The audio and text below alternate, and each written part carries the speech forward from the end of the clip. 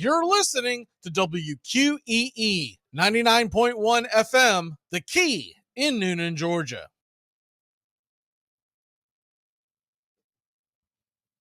You're listening to WQEE 99.1 FM, The Key in Noonan, Georgia, home of Braves Country with Mac Magee and the Armchair Quarterbacks, weekdays, 3 p.m. Eastern to 5 p.m. Eastern, right here on The Key and YouTube.com at Braves Country. Braves Country today. We're talking Southern sports. We go live 3 to 5 weekdays right here on WQEE. Braves Country today. Southern sports talk with the voice of Braves Country baseball, Mac Magee. Joined every day from sports analysts from all over Braves Country, talking college football, the NFL, Major League Baseball, and what's trending in the world of sports. Braves Country today. We go live 3 to 5 weekdays right here on WQEE. It all starts with just one thing. Glass jars can be reused to store food and spices, as a holder for combs and brushes in the bathroom, or as a container for plants and homemade candles, in addition to simply being recycled. Find tips and more at onethingus.com. Hey folks, this is Mark White with The Mark White Show, and you can tune into The Mark White Show every Saturday from 11 a.m. to 12 p.m. right here on Rock 99, WQEE The Key, the home of Southern sports and talk. I'm Amy Lawrence, and I'm up late, always, after hours, hanging out with you on CBS Sports Radio. Check it out, 2 a.m. Eastern, 11 p.m. Pacific. Enjoy sun-drenched days, epic stays, and plenty of room to roam in Greater Fort Lauderdale. Our hotels, attractions, and restaurants have taken the Visit Lauderdale's Safe and Clean pledge, so you can relax and explore with confidence. When you're ready for that well-deserved staycation, our 23 miles of golden beaches await. Find wide-open spaces to hike, bike, kayak, and paddleboard. Visit your favorite attractions, then dine out in style in dining rooms or al fresco on waterfront patios. Learn more at sunny.org. Braves Country today. We're talking Southern sports. We go live 3 to 5 weekdays right here on WQEE. Braves Country today. Southern sports talk with the voice of Braves Country baseball, Mac Magee. Joined every day from sports analysts from all over Braves Country, talking college football, the NFL, Major League Baseball, and what's trending in the world of sports. Braves Country today. We go live 3 to 5 weekdays right here on WQEE.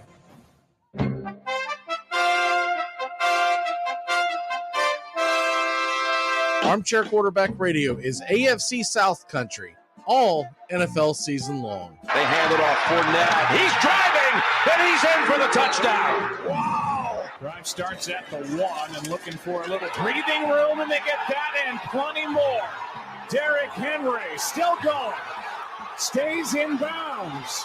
He might go. 99 yards for the touchdown. Unbelievable. 2nd and 10. Empty set. Walk downfield, and that is Hilton again. 1st and goal. Ebron, what a year for him. Eric Ebron, touchdown, Colts. Slant, caught, touchdown, Marquise Lee, and he punched the ball into the stands. Deep, and he's got it. Keelan Cole, touchdown, Jacksonville. Stay locked in to the AFC South on Armchair Quarterback Radio. Here's good news. There's still a need for hundreds of thousands of cybersecurity professionals in the U.S. right now. And My Computer Career is training people to help meet the demand. No IT experience? No problem. Take the free career evaluation today. Start your new life as an IT pro in as little as 4 months. Grants covering up to 53% of the cost are available to those who qualify. It's not rocket science. It's mycomputercareer.edu. Are you looking for a reliable dental practice that not only cares about your teeth, but is friendly to work with? How about one that offers great deals and new patient promotions? Well, your search is over. Most Valuable Smiles in downtown Eatonton, Georgia is committed to giving you the biggest and brightest smile. Right now, get a $99 new patient special, including x-rays and exam. Maybe you're looking for veneers. Most Valuable Smiles Veneer Special includes 1 free veneer with every 5 purchased. Or get that bright white smile you've always wanted by taking advantage of an exclusive $100 off Zoom whitening treatment when you book today. And don't forget that 2022 is almost over. That means most insurance policies will reset by the new year, and to avoid losing that extra money, you need to use it or lose it. Book an appointment today with Most Valuable Smiles in downtown Eatonton to lock in these exclusive deals. Call 706-623-0318 or visit mostvaluablesmiles.com. Hey, sports fans, it's Rod Peterson here, host of The Rod Peterson Show, inviting you to join us daily for 2 hours of Atlanta's funnest sports talk right here on WQEE. I say fun because it is. You've never heard a show like it because we make the listeners a part of the show every day between noon and 2 p.m. Eastern. You'll hear plenty of the best sports talk, including the latest on the Falcons, the Braves, and more. And who knows, you might even hear you. That's the Rod Peterson Show, daily at noon, right here on WQEE 99.1 FM. Hey, Braves Country! Braves Country HD is bringing you Braves Country Baseball. Braves Country comes to you every Tuesday night and Friday night, and 2 bonus games every week. Hi, I'm Mac Magee, and we'll be bringing you play-by-play, pitch-by-pitch of your Atlanta Braves. It's free to listen. Please like and subscribe. YouTube.com/@Braves Country. Braves Country Baseball for the fans, by the fans. It all starts with just one thing. When recycling, rinse out jars and cans, and avoid recycling wax paper or paper soiled with food. This will reduce recycling contamination. Find tips and more at onethingus.com. What's your one thing? It's the best in sports and entertainment, and get locked in and locked down with Rhino Radio Penitentiary, 7 a.m. to 10 a.m. with your host, me, Ryan O'Neill, each and every morning, right here with the best in sports and entertainment, all the way from professional sports to college sports to River Dragons hockey and everything in between, including some of the very best local and national guests. It's the Rhino Radio Penitentiary, 7 a.m. to 10 a.m. Monday through Friday, right here on 99.1 FM WQEE. Braves Country today. We're talking Southern sports. We go live 3 to 5 weekdays right here on WQEE. Braves Country today, Southern sports talk with the voice of Braves Country baseball, Mac Magee. Joined every day from sports analysts from all over Braves Country, talking college football, the NFL, Major League Baseball, and what's trending in the world of sports. Braves Country today. We go live 3 to 5 weekdays right here on WQEE. You're listening to WQEE 99.1 FM, The Key in Noonan, Georgia.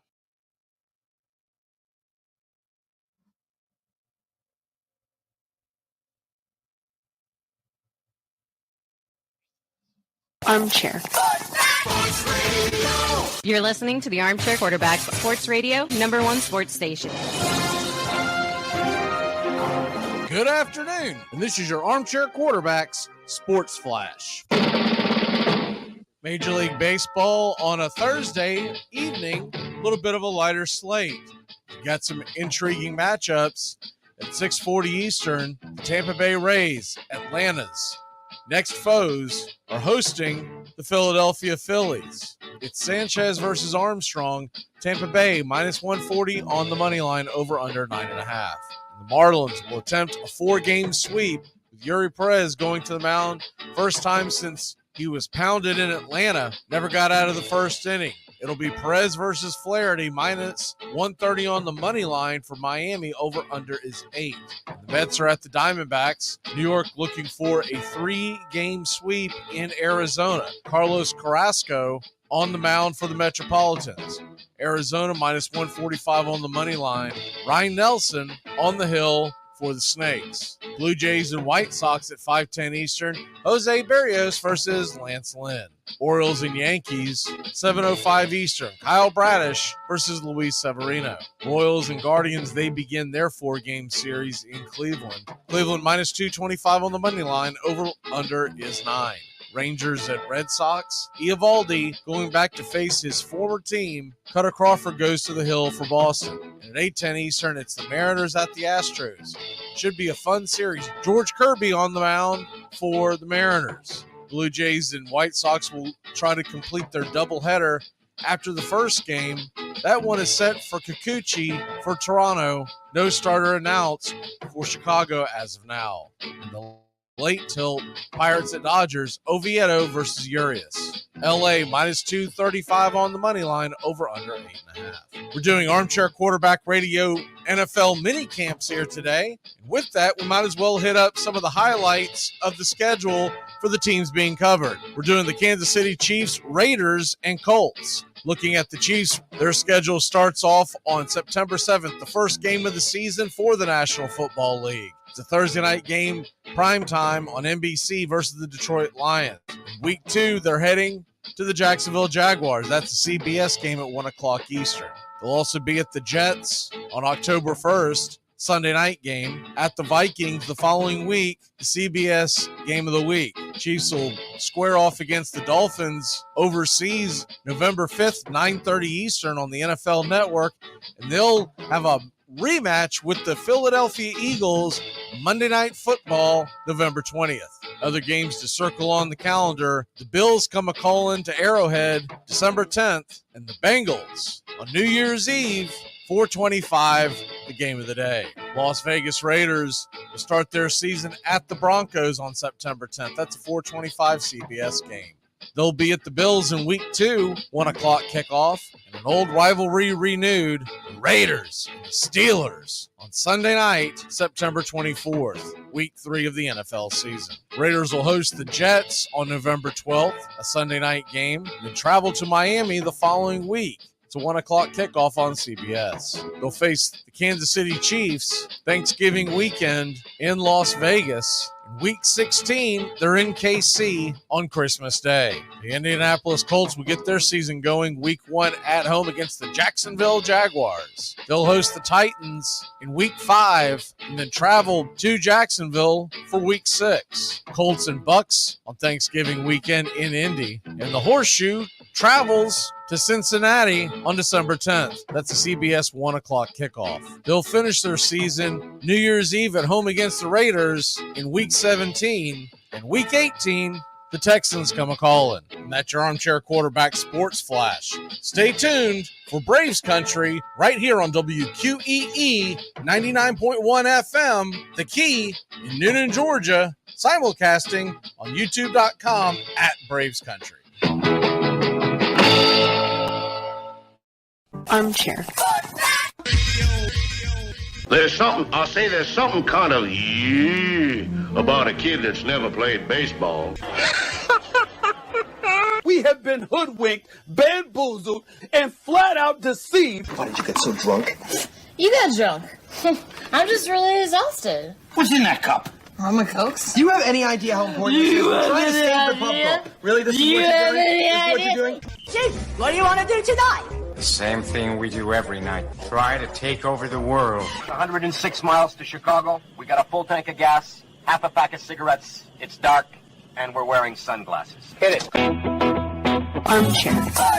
YouTube Live. Radio station. The radio station you can call your own.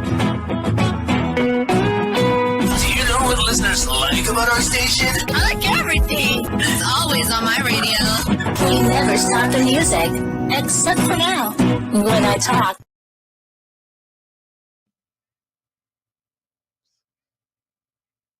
You're listening to Braves Country with Mac Magee and the Armchair Quarterbacks. We're here live weekdays, 3 p.m. Eastern to 5 p.m. Eastern, WQEE 99.1 FM, The Key. And simulcasting on youtube.com/@Braves Country. Your first choice for Southern sports.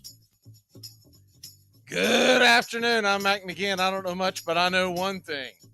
The Atlanta Braves finally have a day off, and we're setting our sights on Tampa Bay, baby. Let it begin. Armchair. Community Access Channel. He's the armchair quarterback. He's full of beer and he's full of snacks. The All-American man. Hey, howdy, hi, and how the hell are you? Hope you're having a great day as the Atlanta Braves are taking a day off, and we've got Doug on the way, Steven's on the way, Joey's on the way, the gang's all back, and we're going to be ready to talk a little football, but wanted to get some baseball in before we dove into that. You've got a few games that are going on right now. We'll get that pulled up for you here in a second, as I do want to make sure that we're keeping the scores up to date for you. As right now, real quick, the Reds and Nationals are scoreless in the second. A's and Tigers all over them, 9-0 in the seventh. And Brewers and Cubs just got underway a little while ago. Top of the fourth, it's 1-0. And like I said, I'll get that pulled up for you in just 1 second. Let me get everything under control here as the Atlanta Braves win another series. If you missed the game last night, Braves went absolutely bonkers last night. Matt Olson hit another home run. We really are looking like a team that is on a mission, but it's still early. And the one thing that I want to caution folks, because I'm seeing it all over social media, I'm seeing it, in our chat, and it's great. We're celebrating the team, but everyone's acting like this is a foregone conclusion that this team is going to go out and win the World Series. And first of all, we're only halfway through the season. We don't even know if we're going to make the playoffs at this point. We assume we are. But I have seen teams fall apart. Do you remember last year when the Atlanta Braves were fighting to keep their head above water? About this time last year, we were chasing down the Mets, right? And there was a team that was running away and hiding from everybody in the American League, the New York Yankees. They couldn't be stopped. Everybody was talking about the showdown. They couldn't wait till they took on the Astros. This was going to be the year that they were going to turn it, that they're going to put them on their head, and for all the cheating back in 2017, et cetera, et cetera, et cetera. And then they just fell off. Nothing happened. They ended up in August playing kind of ho-hum baseball, kind of struggling down the stretch. They got into the playoffs. They got through the second round and then got smoked by the Astros, swept, and the rest is history. So, and some of it was, I think some of it at the time, we were talking about it at the time on this very show, that it was fool's gold. Because if you looked at who they were playing and how they were playing, the Yankees still didn't scare anybody going into the postseason. I think the Braves are in a little different situation. They're playing incredible baseball, and we don't have Max Fried. We don't have Kyle Wright. If we get those two back and playing the way that we know that they can, you're talking about a team that should go very deep into the postseason. But just to think that it's going to be a foregone conclusion, that this is over, that there's no way that anybody's going to be able to compete with us. I mean, you're seeing it all over. I'm seeing it from the writers. I'm seeing it from the fans. And I'm not trying to doom and gloom here. But what I am saying is you got to take the regular season with a grain of salt. It's the regular season and how this team lines up. Now, we also have the other extreme, the ones that we lose one game and they're ready to blow the team up, right? It's a long season, 162 games. You got to stay healthy. I mean, my life flashed before my eyes when Ronald Acuna Jr. was rolling around on the ground the other night. He ended up being okay, but it really made you go, uh-oh, ruh-roh, Raggy. Little things like that could bring everything to a screeching halt.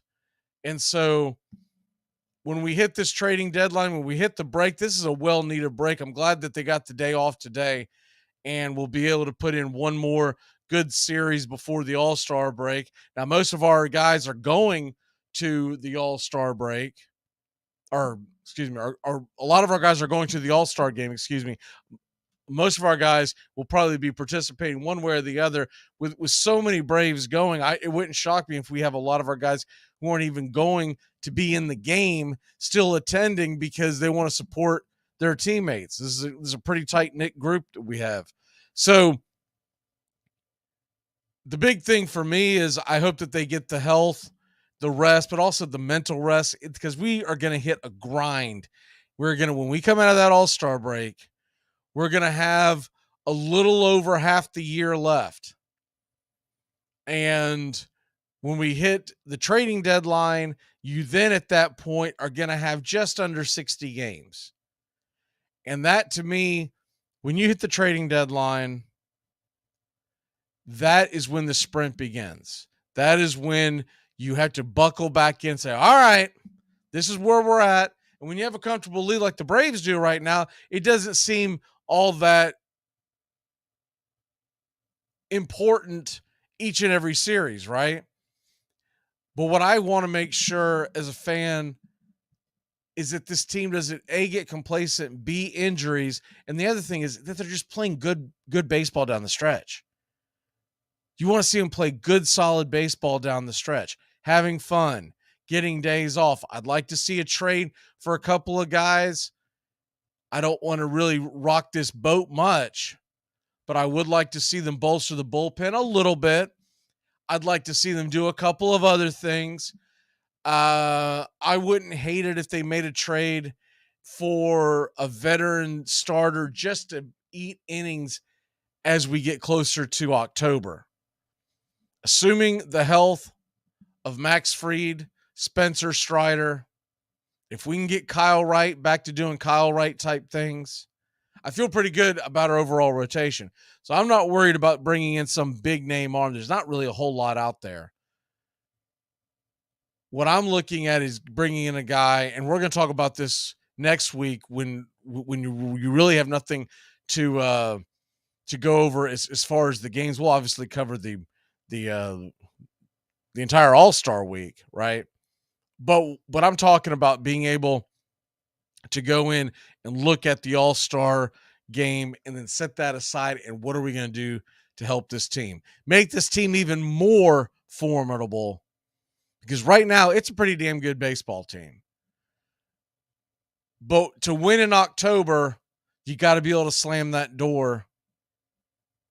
And I'd like to see one, if not two, pieces in the bullpen, if nothing else, to give some of the guys that you may plan on relying on in October, give them a breather down the stretch. And remember, in September, you're going to get the expanded rosters, so you'll be able to add some guys and bring some guys up, and you can manipulate the roster from day to day. But all in all, you're going to want that set course. So there are going to be days where, if for instance, let's say there's a day where the Atlanta Braves want to give Eyeglasses a day off, right? Iglesias. Well, they may not have him on the active roster, but they don't have to send him down. They don't have to. And so that's one of the things that you like about what I do really like about the new rules that they have in place is that you no longer have a 40-man roster. Because I could remember some of the ridiculousness that was back in the Bobby Cox era, where you would get a slew on both sides, whether it was the Braves or their opponent, you would get a slew of pitching changes, just dragged the games on. So we're looking at that, and I still believe that they're going to make some kind of a move for a bench piece, probably someone that can play the infield. They'll be okay with Charlie Culberson, but at this point in his career, he's not really there. They need to go out and get a guy who can play a look. If they fall off the mark, you might be able to pick a Brandon Drury away from the Angels. You might be able to grab a couple other guys that are out there that can play a little bit of everywhere. And not to mention the fact you need to have a backup plan, because if someone gets injured, we've seen it in October. I don't know about y'all, but I want no part of Vaughn Grissom trying to scoop up a hard hit ball at the shortstop position in October. And at the same token, I don't think you really want to see Brandon Shoemake at the plate. So I'd like to see a middle infielder get added to this roster at the All-Star break. And we've got that and a lot more to talk about. Doug is getting ready to come out of the bullpen. Steven's on the way. We've got a lot to get over with. We're talking Chiefs today. We're talking the Raiders, and we're talking the Colts. Joey's on the way as well. We're going to talk a little baseball. We're going to talk to Doug about it. Cincinnati Red Legs. What a series that was. Bunch of guys who are back for the first time in a hot minute. We will be back in a flash here on Braves Country. What about Kelso? I mean, Jackie has him totally whipped. Ribbed like the family pig. I am not pig whipped. It's the best in sports and entertainment, and get locked in and locked down with Rhino Radio Penitentiary, 7 a.m. to 10 a.m. with your host, me, Ryan O'Neill, each and every morning, right here with the best in sports and entertainment, all the way from professional sports to college sports to River Dragons hockey and everything in between, including some of the very best local and national guests. It's the Rhino Radio Penitentiary, 7 a.m. to 10 a.m. Monday through Fridays, right here on 99.1 FM WQEE. Whenever I bring home Entenmann's Little Bites muffins. Little Bites? That's right, sweetie. Can you just give Mommy a minute? I love Little Bites. I know you do, but we're doing a commercial right now, okay? Got it. As I was saying, whenever I bring home you-know-what, you-know-who gets pretty excited. And so do I. Little Bites muffins are made with real ingredients, no high-fructose corn syrup, and are baked moist and delicious. I love Little Bites. Here you go. Yes. Entenmann's Little Bites muffins. The perfect portion of happiness. Like, I don't like winter. Like, I don't like winter. Like, I hate winter. Like, I'm originally from North Carolina, and like, look, I hate winter so much, I'm for global warming. I am voting for it, marching for it. I might start buying people SUVs. I don't care. Ladies, start using hairspray again. No ozone. That's our goal. And see, there's people with me, but there's always a couple of crunchy granolas sitting around. Crunchy granolas sitting there thinking, but the polar ice caps are going to melt and we're all going to flood. No, we're not. We're not all going to flood. We're only losing Rhode Island, Long Island, and Jersey. Bye-bye. Armchair. You're listening to WQEE 99.1 FM, The Key in Noonan, Georgia, home of Braves Country with Mac Magee and the Armchair Quarterbacks, weekdays, 3 p.m. Eastern to 5 p.m. Eastern, right here on The Key and YouTube.com at Braves Country.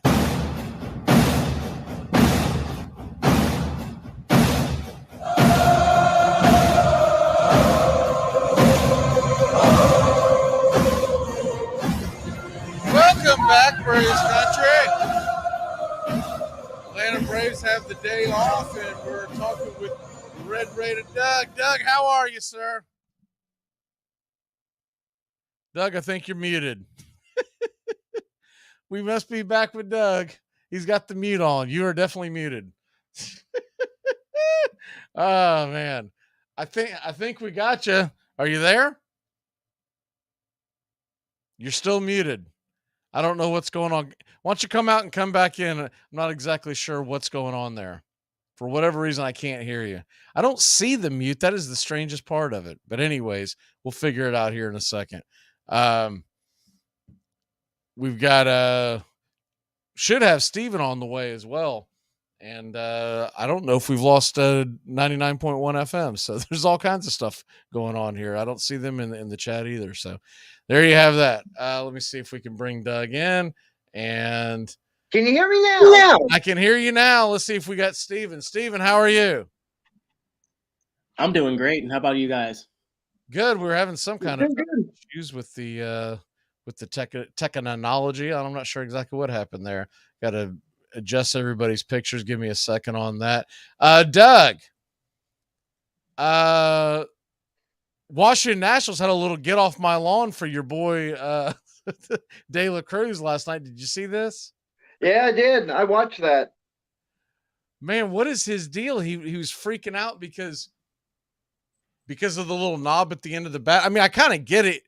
It could just be gamesmanship, but I kind of get it that they were trying to see if he was getting some kind of an advantage. It appears that there was no advantage, that it's just something that he had on his bat during spring training and he's gotten comfortable with it. And it's probably just one of those things that, you know, guys like to use certain tape, all that kind of stuff. Yeah. I mean, he got approval for it. It's a little meter that, it measures the velocity when he hits a ball. It measures, all it does is it measures the velocity of the ball when it's hit. He got Major League Baseball said it was all right for him to use. He got approval before he even started batting. So yeah, it was just a head game with what's his name. Yeah, it seems like it was. It's a strange thing, but I almost think that with with Dave Martinez, what he was doing was almost gamesmanship. Yeah. Where he was trying to get into his head. Obviously, it didn't work because he had a home run. Then when he turned around, he hit a double from the other side, but he's pointing at the bat, pointing at the dugout, and then later Dave Martinez came back and said, well, he's only been in the league a couple of weeks and needs to calm down, that kind of thing. As a Reds fan, are you hating some Dave Martinez right now, or do you just kind of roll your eyes and go, whatever, dude? It's a whatever. Who cares? Yeah. Dave Martinez on a losing team and a losing organization, I don't care. I'm not going to let that interfere with the season we're having. Who cares? All right, fair enough. I was just curious what your take on that would be because stupid is what stupid does. I'm sure he's going to get a lot more of that before the season with other teams. So, yeah, I just don't want anything to cloud Ellie De La Cruz because he's such a fun player. And after covering that series and got to see him in front of his home fans and you're watching just the entire thing unfold, not to mention how exciting of a player he was, but that crowd was electric. I can't recall. I don't think you've been on the show since that series. No, that was that series was right when we took our break. Yeah. Okay, first of all, that was a fun series to cover. That's number one. Incredible game. Still, I think the best game that I have seen all year long was the one that the Reds won on Friday night, the one-run game. What's immaculate about this is that the Braves have won 5 of 6 against the Reds this year.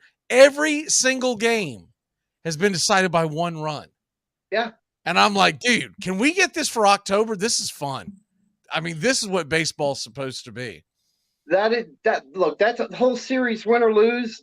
I felt like the Braves and the Reds won that series. That was just a win for that's just some of the best baseball. I felt like the fans won that series, man. Yeah. That was something else. Steven, we haven't had you on since Miami got brought back down to earth. But first of all, are you worried about Yuri Perez? I mean, he got just absolutely bombarded. I was expecting to see this pitching. Man, I built this up in the pregame. I'm texting buddies for the guys. You got to watch this kid pitch, man. This is going to be fun. And then he's going to get out of the first inning, and I'm sending a bunch of maybe not back to everybody. It's like, what the hell just happened? He got pounded. Are you concerned that it could be because he's a rookie, too many innings on him? Or do you think that was just a bright lights, big city thing, first big moment, and that's why in other words, is it because he was new to that stage, or do you have some concerns that they may need to monitor his innings going forward? All right, so it's okay. Just talking about that game, right?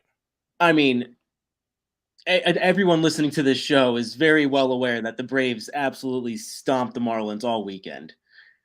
And I mean, to be honest, the Braves are playing the best baseball of anybody in the league right now. They are the best team. Yeah, I just wish it was October 1st and not July 7th or 6th. Oh, yeah, I could agree there.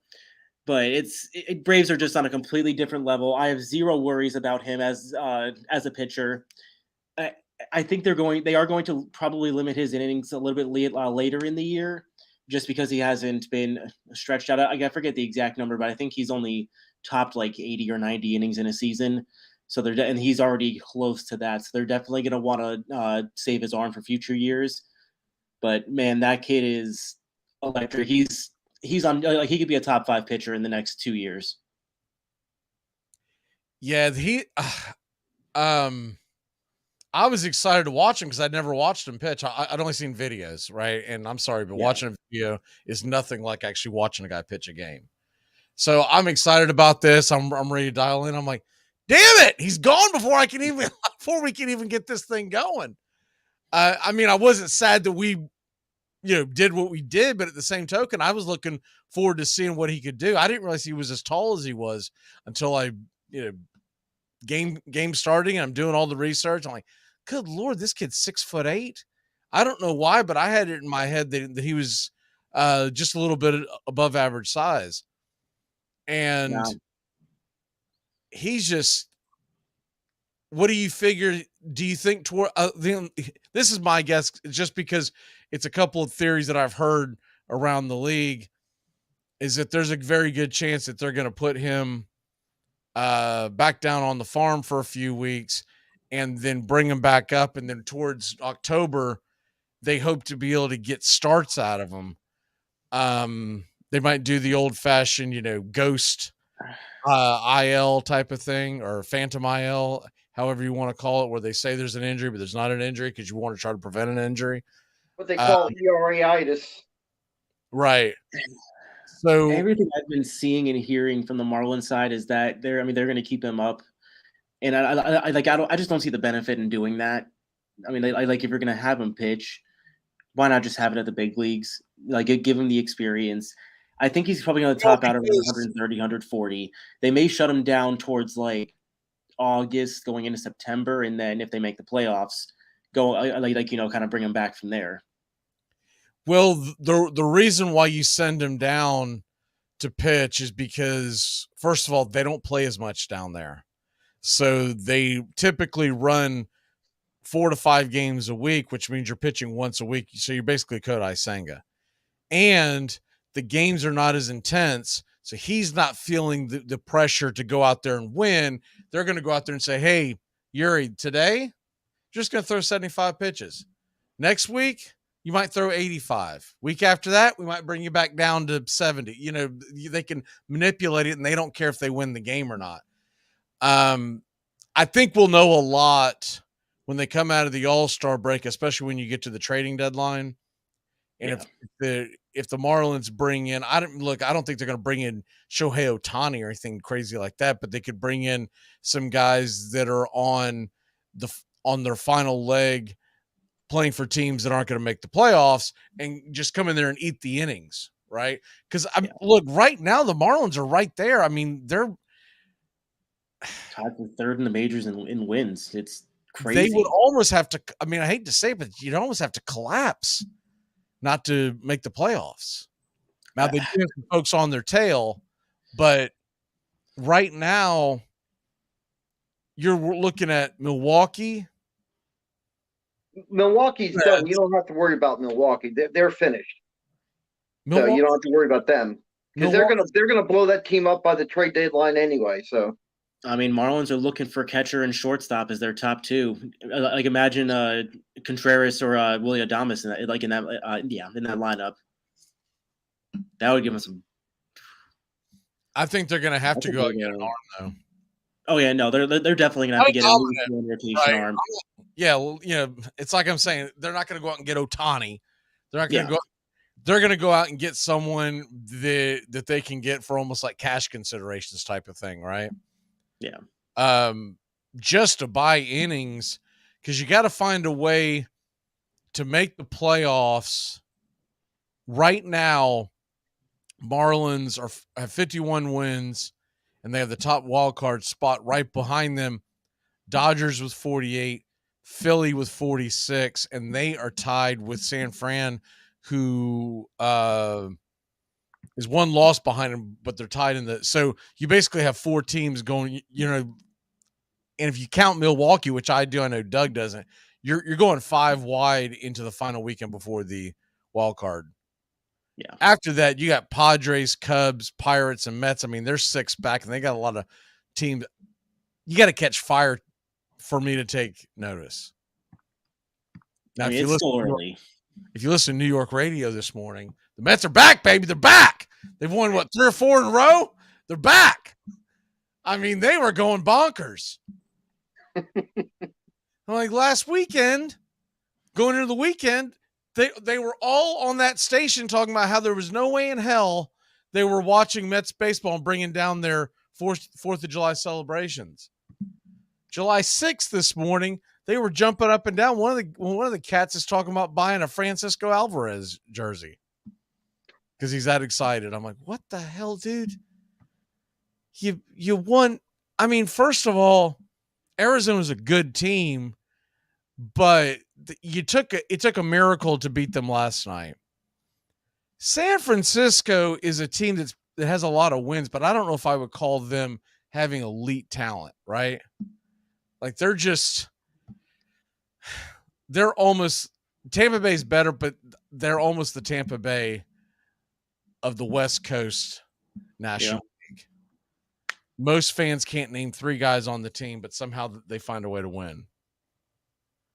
So that it just, I don't know, the whole thing. If you're a Mets fan and you seriously think that your team's going to get back in it, it's not that you're 6.5 out. It's that you have to leapfrog the Pirates, the Cubs, the Padres, the Brewers, the Giants, the Phillies, and or the Dodgers. And I'm not even mentioning the fact that 2 of the teams in the mix currently lead their division in the Reds and the Diamondbacks. If they fall, you got to worry about them as well. In the American League, it's a much more jumbled mess. I'm looking at it right now in the National League. My cutoff is the Brewers. Until I see something real out of the Mets and Padres, I'm not taking them serious. And the Cubs are interesting, but I don't know if they're going to – I don't think the Cubs are going to do the moves at the deadline. Do y'all? No. Yeah. The Reds may make some moves, but nothing spectacular. But no, I don't see anything out of the Cubs.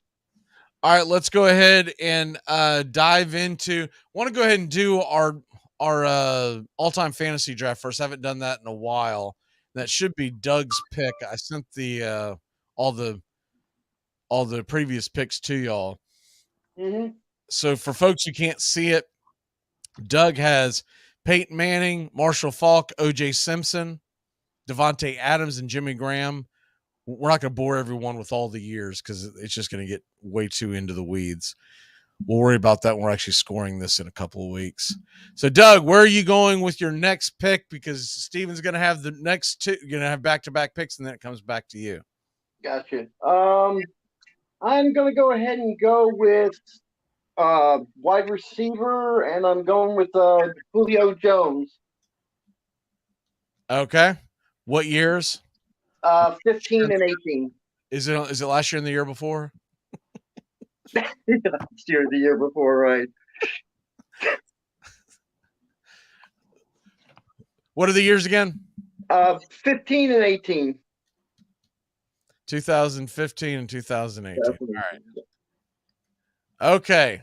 So Julio Jones, your wide receiver. So now you got Devontae Adams and Julio Jones. You got OJ and Marshall Faulk, and you got Jimmy Graham.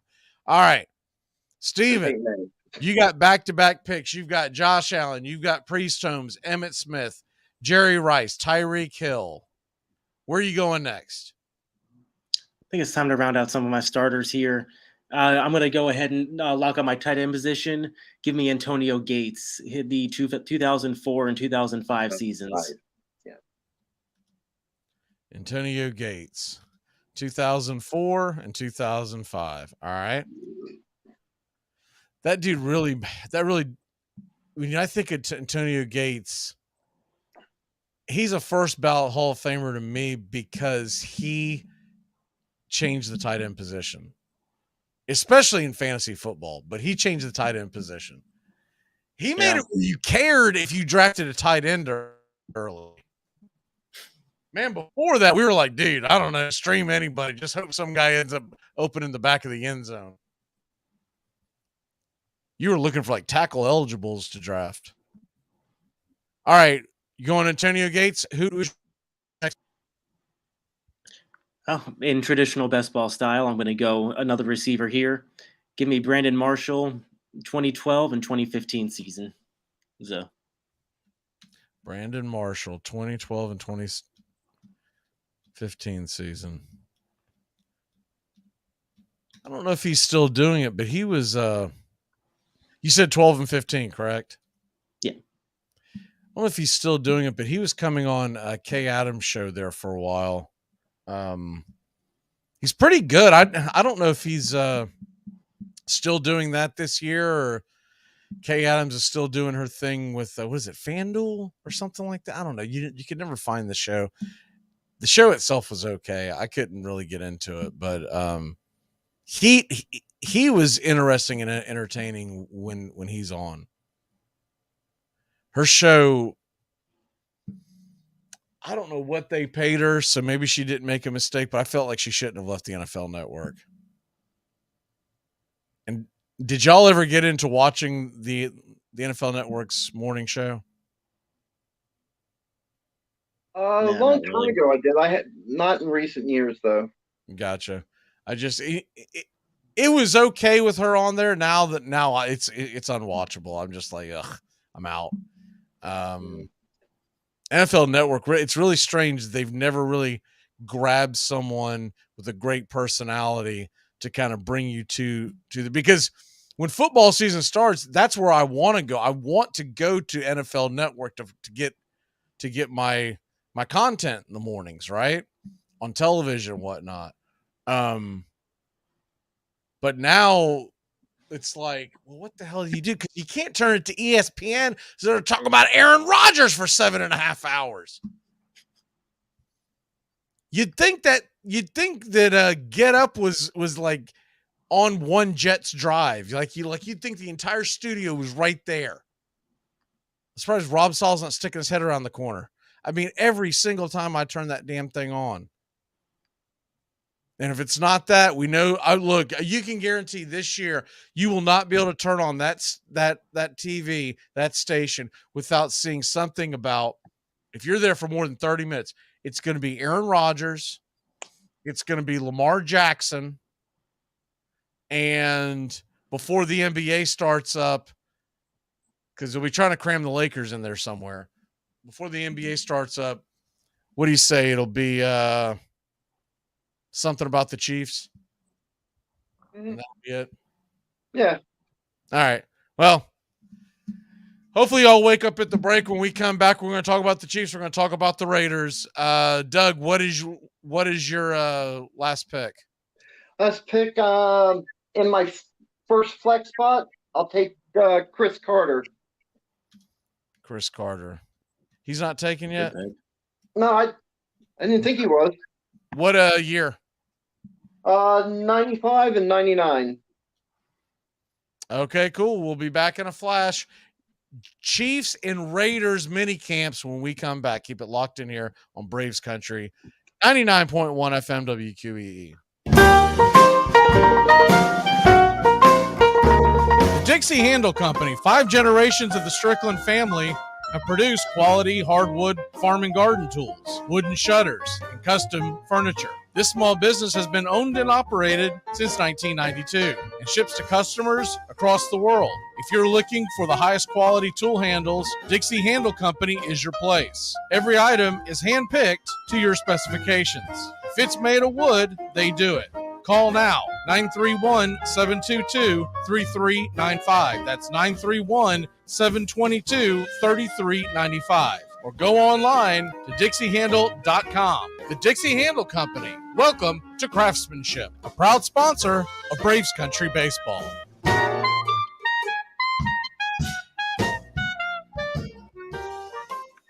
"15 minutes could save you 15% or more." Is that Shakespeare? Nope, it's Geico. Yeah, that's Shakespeare from one of his unpublished works. Oh, it be not for awakening. Nay, giveth thou the berries. For 15 minutes could save you 15% or more. Nope, it's from Geico, because they help save people money. Well, I hate to break it to you, but Geico got it from Shakespeare. Geico. 15 minutes could save you 15% or more. It all starts with just one thing. When recycling, rinse out jars and cans, and avoid recycling wax paper or paper soiled with food. This will reduce recycling contamination. Find tips and more at onethingus.com. What's your one thing? It's summertime, and that means the return of all the fun and excitement of Chattahoochee baseball at historic Golden Park. Bring the whole family down for a night of fun. Tickets start as low as $10 with a discount for kids, seniors, and active military. Or celebrate a special night at the park with a group package or suite night. For game dates and more, visit GoHoots.com. That's GoHoots.com. Oh, let's not go to the World Series without Stillwell's toys! Can you say my baseball? Sure. There. Wow. Avoid the clap, Jimmy Dugan. Wow. That's good advice. Broken pretzels in the rug. The beer cans could be worse. She'll clean it up tomorrow and dread September 1st when once again. Welcome back, baby! Well, the season's finally here and the players lick the field. And every man feels like a boy and every wife could kill. He's been fine beer Hey, since before we go any running further, running cold. Stephen, you got any DFS kicking today? That's all I the don't think we talked about it, but I want to make sure I didn't forget it. He's full of beer and he's full of snacks. The All-American. Yeah, I was waiting for the music to come down. Yeah, no, it's we got 7 games going on. Hey, come on, let's go. Come on, slam some coffee. Let's get it. We got 7 games going on tonight. My favorite pitcher tonight, Nathan Eovaldi, $10,000 on DraftKings, getting his first start back at Fenway. I love the revenge narrative there. I also love the Rangers' offense. I mean, but they're I think the best in baseball. I mean, I can't stay away from them, especially against Cutter Crawford. I also love the Arizona bats. I love Mets bats a little bit too. Yeah, I really like the over in that game. Yeah. And I actually like the I've been on the Orioles offense the past few nights, but I'm really feeling the pitching in that game. Welcome to the dark side. I've been riding the Orioles all year long. They are they've been money in the I'll tell you, isn't it Kyle Bradish tonight? Yeah, it's Kyle Bradish and Severino. Bradish is at 7,200, Severino is 6,900. I'm fine rolling either one of those pitchers. Severino just got bombed. I think I'd be. You said they're about the same price. Yeah, $300 apart. I think I'd roll Bradish. Severino, I don't know, man. He's so Jekyll and Hyde. He almost cost me the game last week. I forget who I was playing in our dynasty league, but anyways, whoever he was pitching against, that guy had, and I'm like, holy crap! I mean, when your guy gets negative and the other guy gets 20, you're like, dude, that's just a gut punch. Yeah. Speaking of that, by the way, Randy Vasquez has been sent back down to the minors, which everyone kind of considered that. I mean, I figured that out. You got Carlos Rodon coming off the IL finally tomorrow. About time. Jeez. What's the over-under on games that takes him to get back on the IL? I don't know, but who are they playing this weekend? Is it? Let me see. Let me pull this up real quick. I've got to have it right in front of me. Here it is. They are going up against.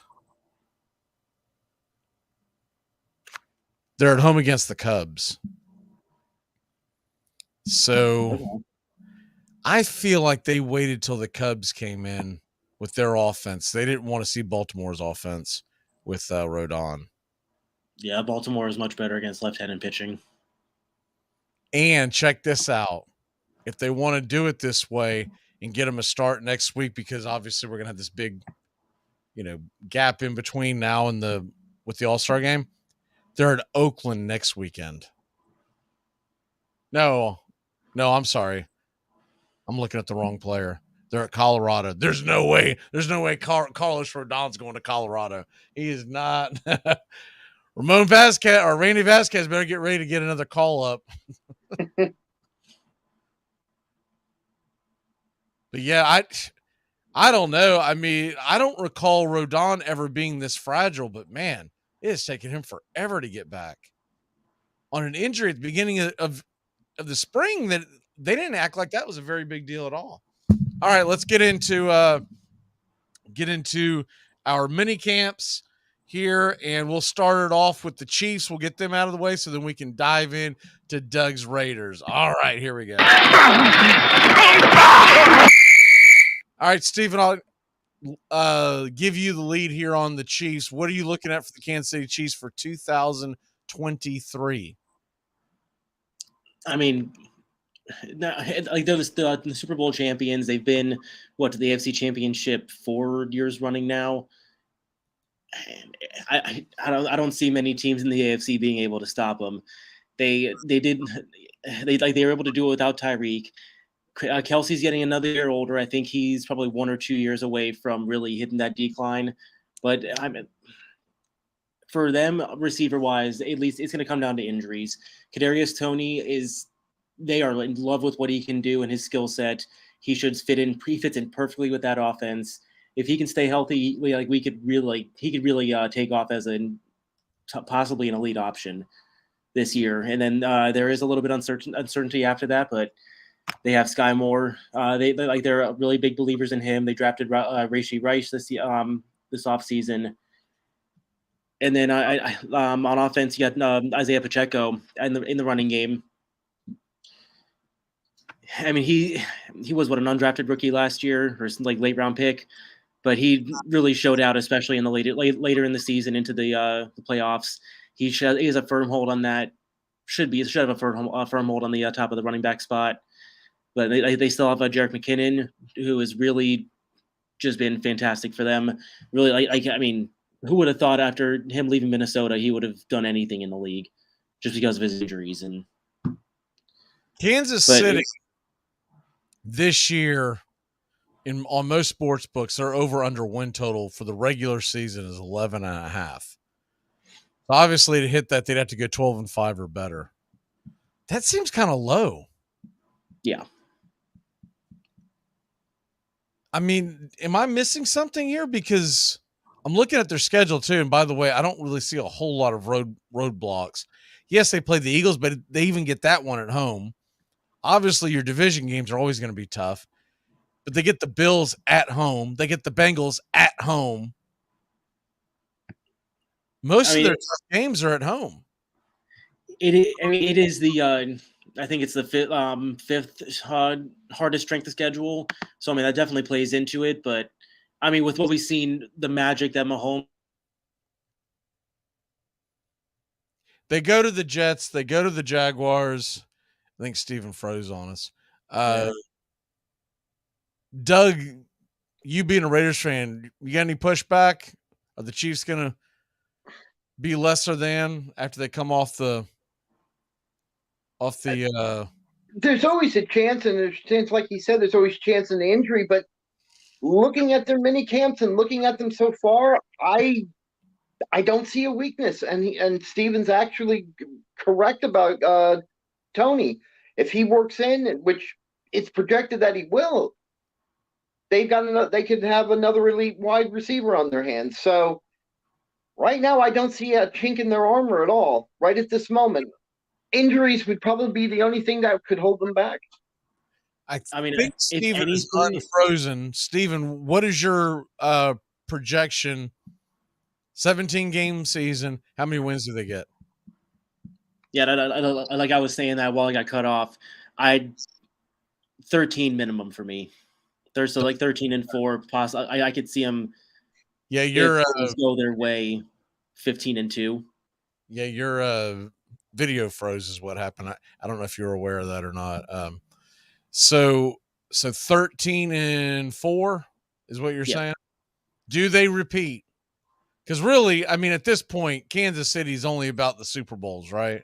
Anything less is uncivilized. I mean, I think it's I mean, it is really a Super Bowl or bust, but as long as they don't get drowned out in the first round of the playoffs, going to Vegas, and I don't know what the odds would be, but if you were going to Vegas, let's say it's even Steven, 50-50. Would you take the field, or would you take the Kansas City Chiefs to go to the Super Bowl? The field, like at even odds, every single time take the field, even though it's Kansas City. All right. So, well, that's kind of what I was gonna say. If they get the championship game, it could come down to the flip of a coin on just some of the plays that happen, some of the calls, and it just could be luck that they don't make it to the Super Bowl. What if I take Buffalo out of the mix and I say, would you take the field, or would you take Kansas City to get to the AFC Championship game? If I take Buffalo Bills out of the field, because they're probably considered one of the favorites along with Cincinnati and other teams, obviously, but would you take the field, or would you take KC? I'd probably. I think I look, as much as I don't want to see it, I think I'd take KC, man. When the hell are they not in the AFC Championship game? Yeah, but I'm only saying that because I don't think the Bills are going to make it. Right, but what I'm getting at is Kansas City in the AFC Championship game almost seems like, I mean, it's becoming the Kansas City Invitational at this point. Yeah. Because all they have to do, if let's say they go 13-4, like you say, right? That's probably a bye, right? I doubt they play in the first round if they win 13 games. Well, So then there's only one team gets a bye. You never know. Well, maybe. Okay. But let's just assume 13 wins is a bye. Usually that's right about where the number is. If that's the case, they only got to win one game to get the AFC Championship game. Yeah, but say in the end of that game, Travis Kelce goes down and he can't play in the divisional round. I mean, let's say, my head falls off in the next 3 minutes. I don't know. But what I'm saying is what we know to be true right now. Travis Kelce is a beast. Oh, I mean, I fully believe that they. I think it's going to take a gunshot wound to get Patrick Mahomes off the field after what we saw last year against Jacksonville. Yeah, I don't even have words for him anymore. I thought Brady was his own animal in terms of comebacks, but yeah, I mean, he's still got a long way to go, obviously, but what he's done is impressive. All right, before we get too far into this, because we got to talk about the Raiders, Doug's Raiders. Doug, I got plenty of words for the Chiefs, but I can't say I'm on air. But let's go ahead.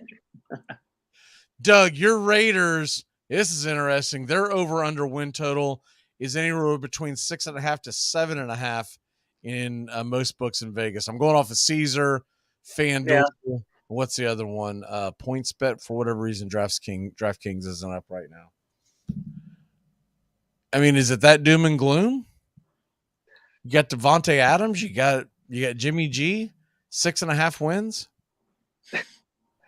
I think the way they're looking at it at first is that defensively, I don't think anything's changed this season. Even with as many draft picks as we took, it's defensively. I think it's looking bleak. I mean, we've got some bright spots. I think I can't even say his name. DeCorvian Bennett from Maryland. I think he was a steal in the draft. I think he's going to be the starter in the going to be our nickel corner. Also, the kid, the defensive lineman from Alabama, Young, I think is Young. I think he's going to be a bright spot. But overall, defensively, we didn't do anything about corner. There was something in minicamp telling me that any of the corners that we've signed are much better than what we had last year. So I think part of it is looking at it from a defensive point of view. I think the defense is going to be just as lousy as it was last year. Secondary to be in the AFC West, you'll be fine. Yeah. Yeah. Offensively, Justin Herbert. And the question, one of the big questions right now is, are we going to have Josh Jacobs as our running back this year? Because he's not backing down on wanting his money, and I don't blame him. I don't understand why they didn't sign his 5th-year option in the first place. They should have done that last year. We wouldn't have this problem right now, but they didn't. So I think he's going to be a holdout. If they don't get a contract by late July, I don't think he's coming to camp. Yeah, he's not going to sign that tender. What are we about 2.5 weeks away from everyone reporting somewhere in that neighborhood? Mm-hmm. So if they're going to get a deal done, they better get it done by next week, because I don't think he's coming to camp if he doesn't have his money. And then on top of it, another reason you're going to have gloom and doom is Garoppolo. I haven't seen him on the field with his foot injury and recovering. I haven't seen him yet. And we all know what Garoppolo's like anyway. Forget about this foot injury. He's in Vegas now, baby. He's got his money. He don't care. He's like, yeah, I know. But no, he doesn't have his money, because if he doesn't play because of any injury, his contract is null and void. He doesn't get a penny. Right, but already adjusted it based on his injury. All he's got to do is make it to the field. He makes it to the field, then gets injured. He's golden, man. He's golden. Yeah, well, and then the team we'd be lucky to win 5 or 6 games because Aiden Connolly, who actually looked good in OTAs, isn't gonna. He's not ready to play, and I'm not going to place my whole season on Brian Hoyer. So okay, rapid fire. Going to hit this schedule. You and Steven just go back and forth and tell me win or loss. Okay, rapid fire. We only got a couple of minutes. At the Broncos. Got to be lost. That on rapid fire. Let's go. Loss. Win. At the Bills. Loss. Lose. Steelers. Win. At the Chargers. Win. Lose. Packers. Win. Win. Patriots. Adams revenge game. Lose. Win. At the Bears. At the Lions. Win. Lose. Win. Lose. Yeah. At the I'm sorry, home against the Giants and Jets back to back. Lose. Lose. Win. Lose. At the Dolphins, home against the Chiefs. Lose. Lose. Lose. Vikings and Chargers at home. Lose. Win. Lose. Chiefs and Colts on the road, and then finish it off at home against the Broncos. Lose. Win. Win. Yeah, lose. Win.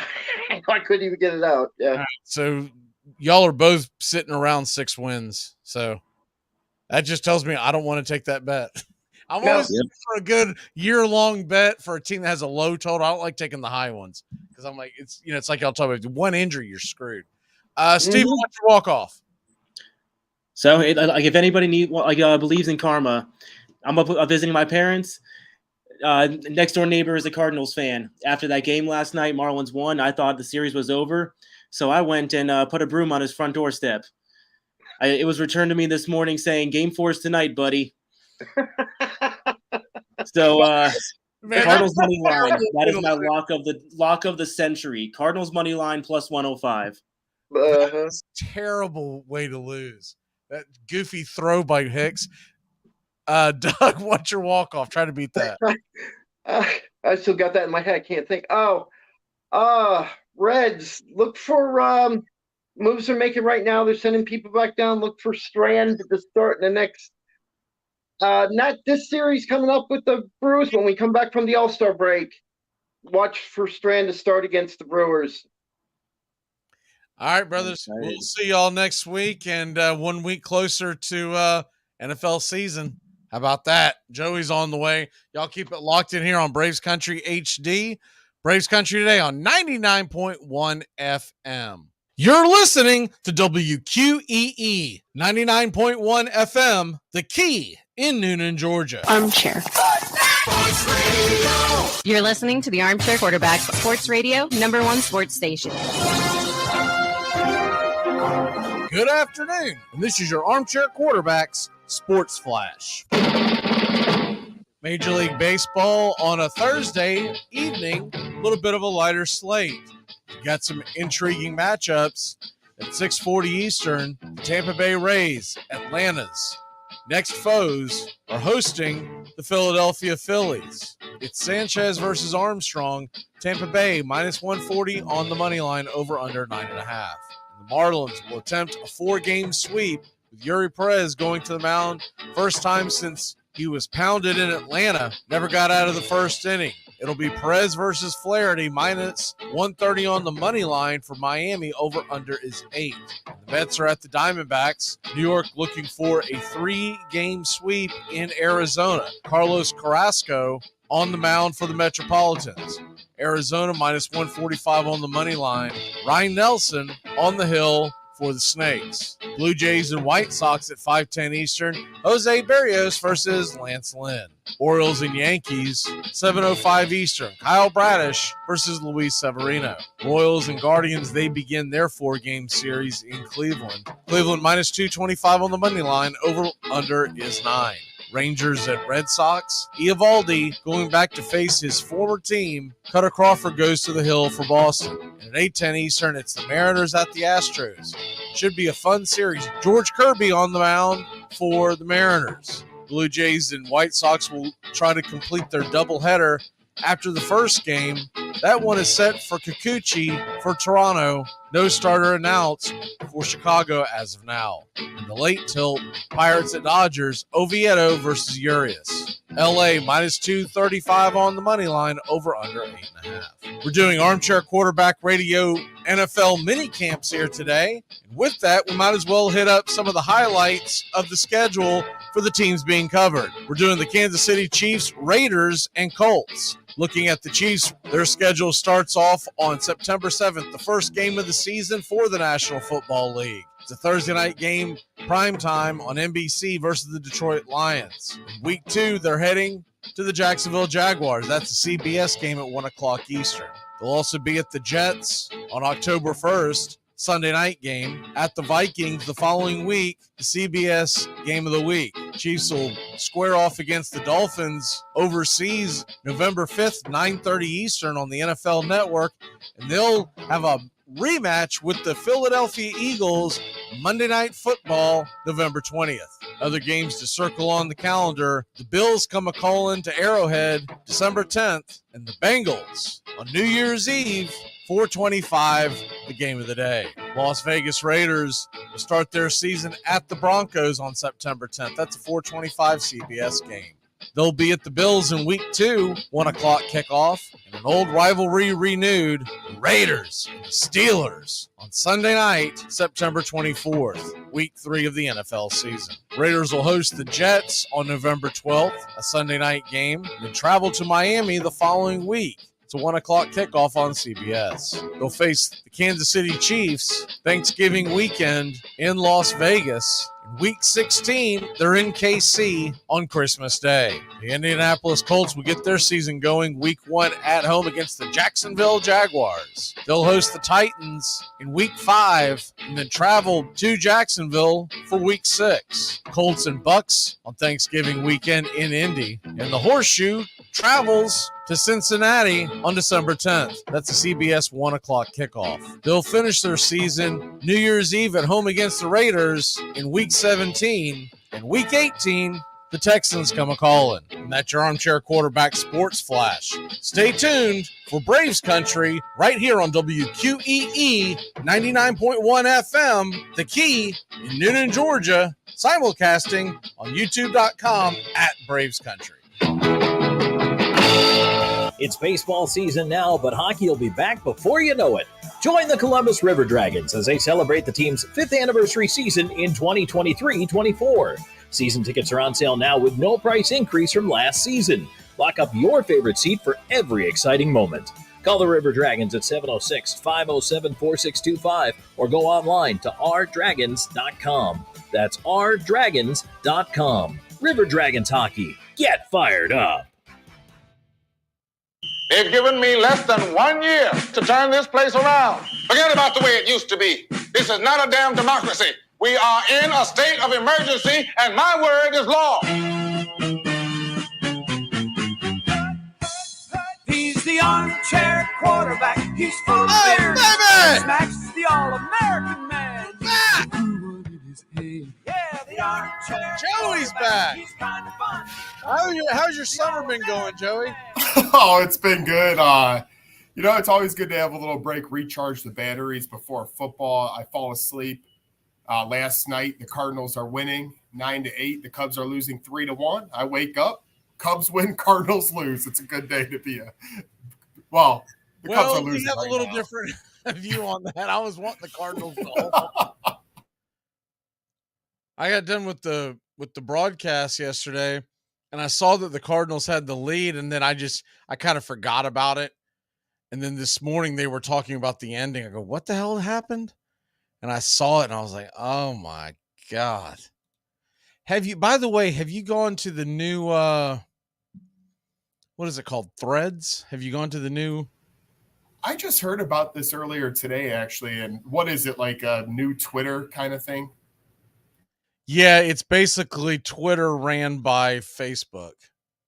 Oh. Instagram. Well, Instagram, right? So if you're looking at So I signed up today out of curiosity. Mm-hmm. It's kind of a mix between Instagram and Twitter. So it's supposed to be set up for people to essentially tweet, right? Right. But there are a lot of videos. So to me, it still feels like Instagram. And that's what I don't like about Instagram is all the videos and all the pictures. I want like content. I want to be able to read stuff and just move on. And that's not what they have going on. So I don't know. I signed up for it because all you have to basically do when you go to sign up is basically they're going to I'm rewatching that video of Hicks throwing the ball over the first base. What the hell was he doing, man? I don't know what that was about. But basically it'll import all your stuff from a Facebook or Instagram. Yeah, and I tell you what, my couple of group chats, had frenzies. I think it was Saturday when Elon limited everybody for a little bit and everybody's Twitter was saying, you've exceeded your limit. Man, you want to say how social media has come like full steam ahead. I mean, people were just like, I can't read tweets. What's going on? It was crazy. By the way, with that in mind, does he still have that on there? I think he just like doubled it instead. It was like originally like 500 for us users or people that pay. I didn't even understand what they were limiting. By the time he raised the number, and I'm still not sure what the number, because I didn't think the number was much. What was he limiting? How many tweets you could read? Is that what it was? Yeah. So like, say if you open your app and just hit the button that makes it refresh to the top, it counts every tweet that is scrolled. It wasn't even saying like you go into it and read it. So it was a nightmare. You scroll a couple of times, you reach your maximum. Okay. So like you don't even have to go in and actually read them. It was just from the surface of scrolling through, counting. Okay, so all right. And I don't know why. Well, it didn't affect me at all. I didn't get anything like that as far as saying that but I don't spend that much time on Twitter. I kind of find what I'm looking for and then I get the hell out of there. So maybe maybe it's not going to affect someone like me, but it might affect someone who's going to be on it quite a bit. So what I picked up from the whole thing was they're wanting you to buy that stupid membership again. Correct. And if you were a membership, you got like double the amount of reads as everybody else. Yeah, you're not going to get now. No, I'm not getting my money. Social media for. It's not to find another bill. It's not that interesting. If I have to, I'll do the old-fashioned way and Google everything, right? Exactly. I remember back in the day when ESPN started up with their ESPN articles and they'd make you try to pay for them. I said, you know what? I'm done reading ESPN articles. This was like a decade or two ago even, but it's just like, sign up for this or the Athletic, sign up for the. No, I just want to read some content, move on. I'm not like you said, I'm not footing another bill with these social media. Yeah, I got, well, I had ESPN Plus for the longest time, but that was just to watch things. Exactly. And then you get the articles, which I would never pay for an ESPN article because they're usually all fraud. Yes. But every once in a while you're running into something, you're like, sucks I don't have it, but it is what it is. I'll find the same content somewhere else. But I canceled that for 2 months because I was like, July, August, the hell do I need ESPN Plus for? Because I'm not looking at it as I need to read something, because you can go to different outlets to get the same information. I was looking as what the hell am I going to watch on ESPN in July and August? It's going to be so exciting. Nada. Nothing. They don't have. I've already got the MLB package, so I'm not going there for baseball. I know they've got a version of baseball package you could get through ESPN Plus, but it sucks. So yeah, I'm like, what the now? As soon as June hit, we were coming to the end of the college baseball, college softball season. I was like, man, if they could have wrapped this thing up a little earlier, I could have canceled that damn thing in the end of May. Got one more month. I like it. Yeah. If I'd have known Florida State was going to be so bad in college baseball, I probably could have dumped that in January. baseball team sucks. The basketball team sucks. What am I paying for? What the heck's going on out there? Yeah. Can the softball team just go out and get their own app? Can I just buy Florida State softball and not have to buy all the other junk? And like the only thing that ESPN's going to have on for the rest of the summer that's interesting, I'm not saying that they're going to be dead air, would be what's going on right now, the Wimbledon. Yep. And I watched that, but I watch it on the main network. And if you ever got it to the point where I had to pay for that, I'm not that interested in Wimbledon. I watch it because I've always watched it, and I'll have it on in the background, and I say, oh, that was a good play. But I still have to go back and go, wait a minute, who won what I've been watching the last 2 hours? I wasn't even paying attention. And it's even harder these days because a lot of the names we know are starting to retire. So it's like these young tennis players could be great, but it's not the same as it was 5-10 years ago. Yeah, I decided to take a couple of bucks and put it on some folks to make it to the quarterfinals, right? Mm-hmm. You know, nothing of note, just a few bucks total. And I was like, all right, I'm going to grab folks that I know. First one that I bet on, spit the bit. I was like, Coco Golf. I know Coco Golf. I like Coco. And they tried to confuse you because they called her Corey Golf on the tab because I guess that's her actual name. First match. She gone. Right off the What the hell, man? I did take a pretty good calculated bet. I took the Joker versus the field. Oh.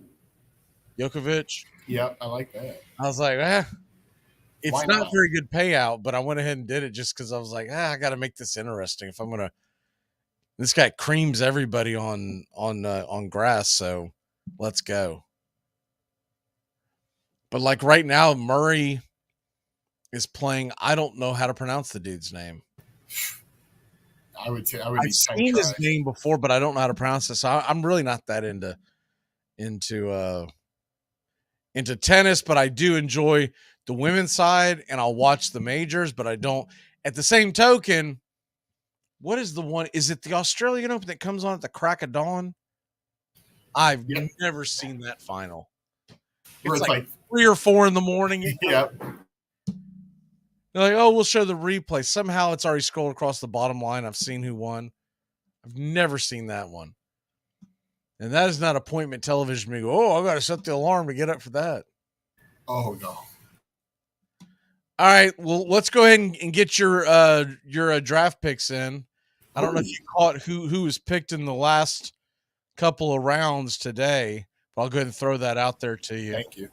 Julio Jones and Chris Carter are off the board, along with Brandon Marshall and Antonio Gates. So there you have it. So your team is sitting there with Mahomes, Luck, Peyton, Barry Sanders, Marvin Harrison, and Travis Kelce. So where are you going? Well, Doug, whoever took Chris Carter took one of my picks, but I got backup. So no. Yeah, he's done that to me 3 times this year already. Well, I mean, at this point, if you wanted him, you could have drafted him. No, I'm just messing around. But I'm going to go with Terrell Owens as one of my receiver picks. I'm going to take the years 2000 and 2001 for T.O. I try to – it's amazing when you look at his career. I was looking – man, he never even really let up. A lot of these receivers you have die out at the end. Even in his last year, he still had 9 touchdowns and 900 yards. But I'm going to go with Terrell Owens in the years 2000 and 2001 for my first pick. All right. We'll continue this tomorrow with Tones and Bobby will be back. Hopefully Tones is feeling better. He's out of work today, but he'll be back tomorrow. What is it? What do you get? Herpessyphilitis? Yeah. Him and his girlfriend were on. Didn't they go on a cruise or something? They went somewhere. We actually went to Disney World a couple of weeks ago with our aunt. We took her to. I haven't been there in 17 years. Like handrails? Yeah. Yeah, we went on the new Avatar ride. They came out humming and hawing. So But no, it's been 17 years. That was quite interesting. You're Definitely. gonna live down here in DeSantisville. You got to have a stronger immune system than that. He's a Lori Lightfoot guy. No, I'm just kidding. He'd kill me for that. Bubble boy. Stay in your bubble.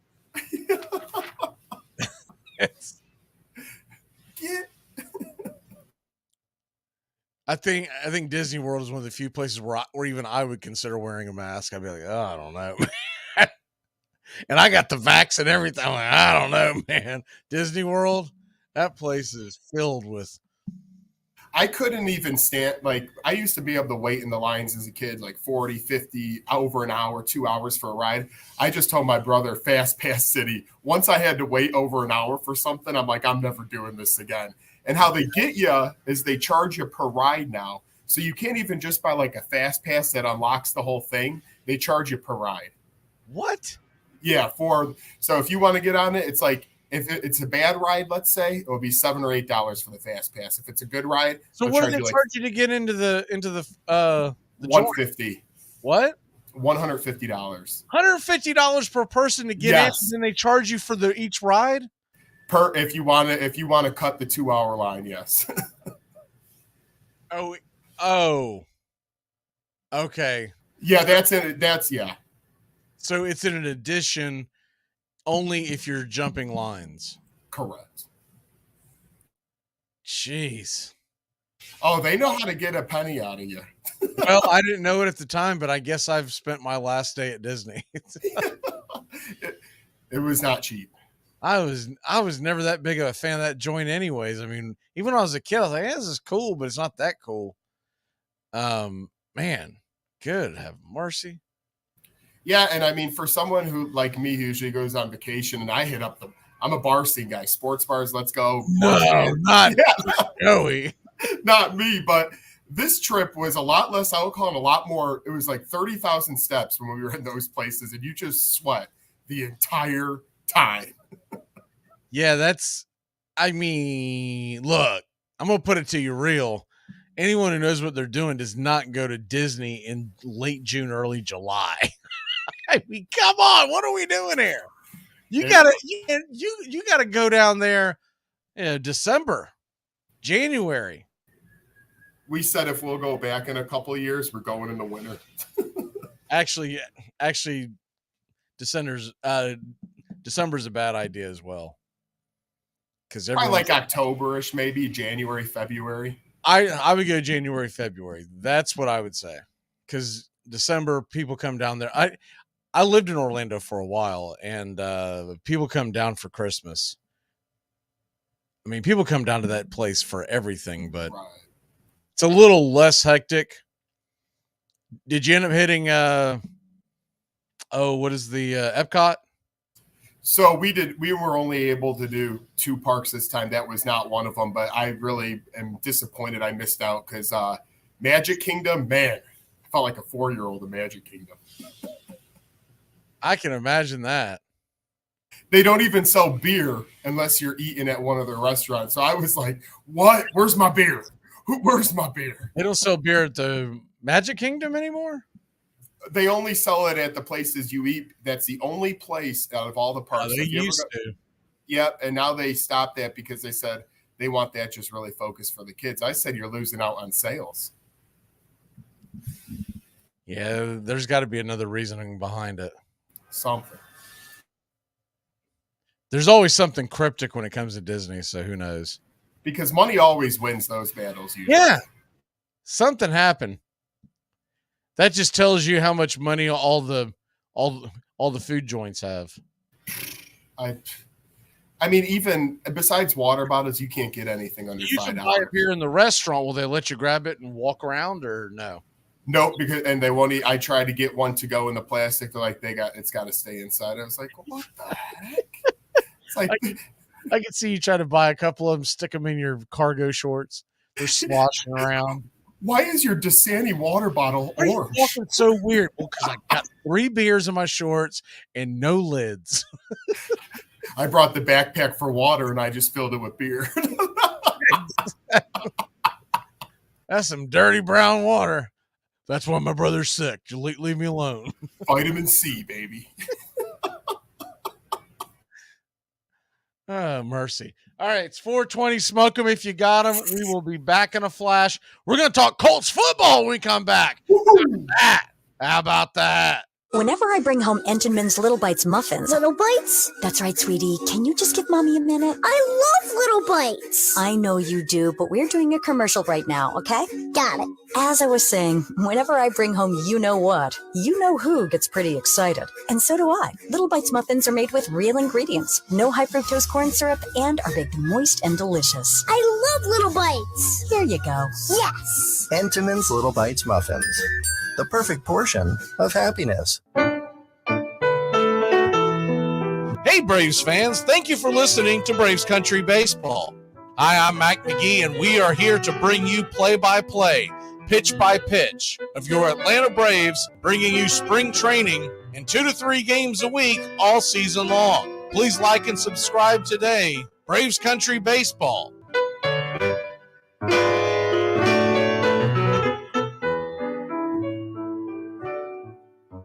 It's baseball season now, but hockey will be back before you know it.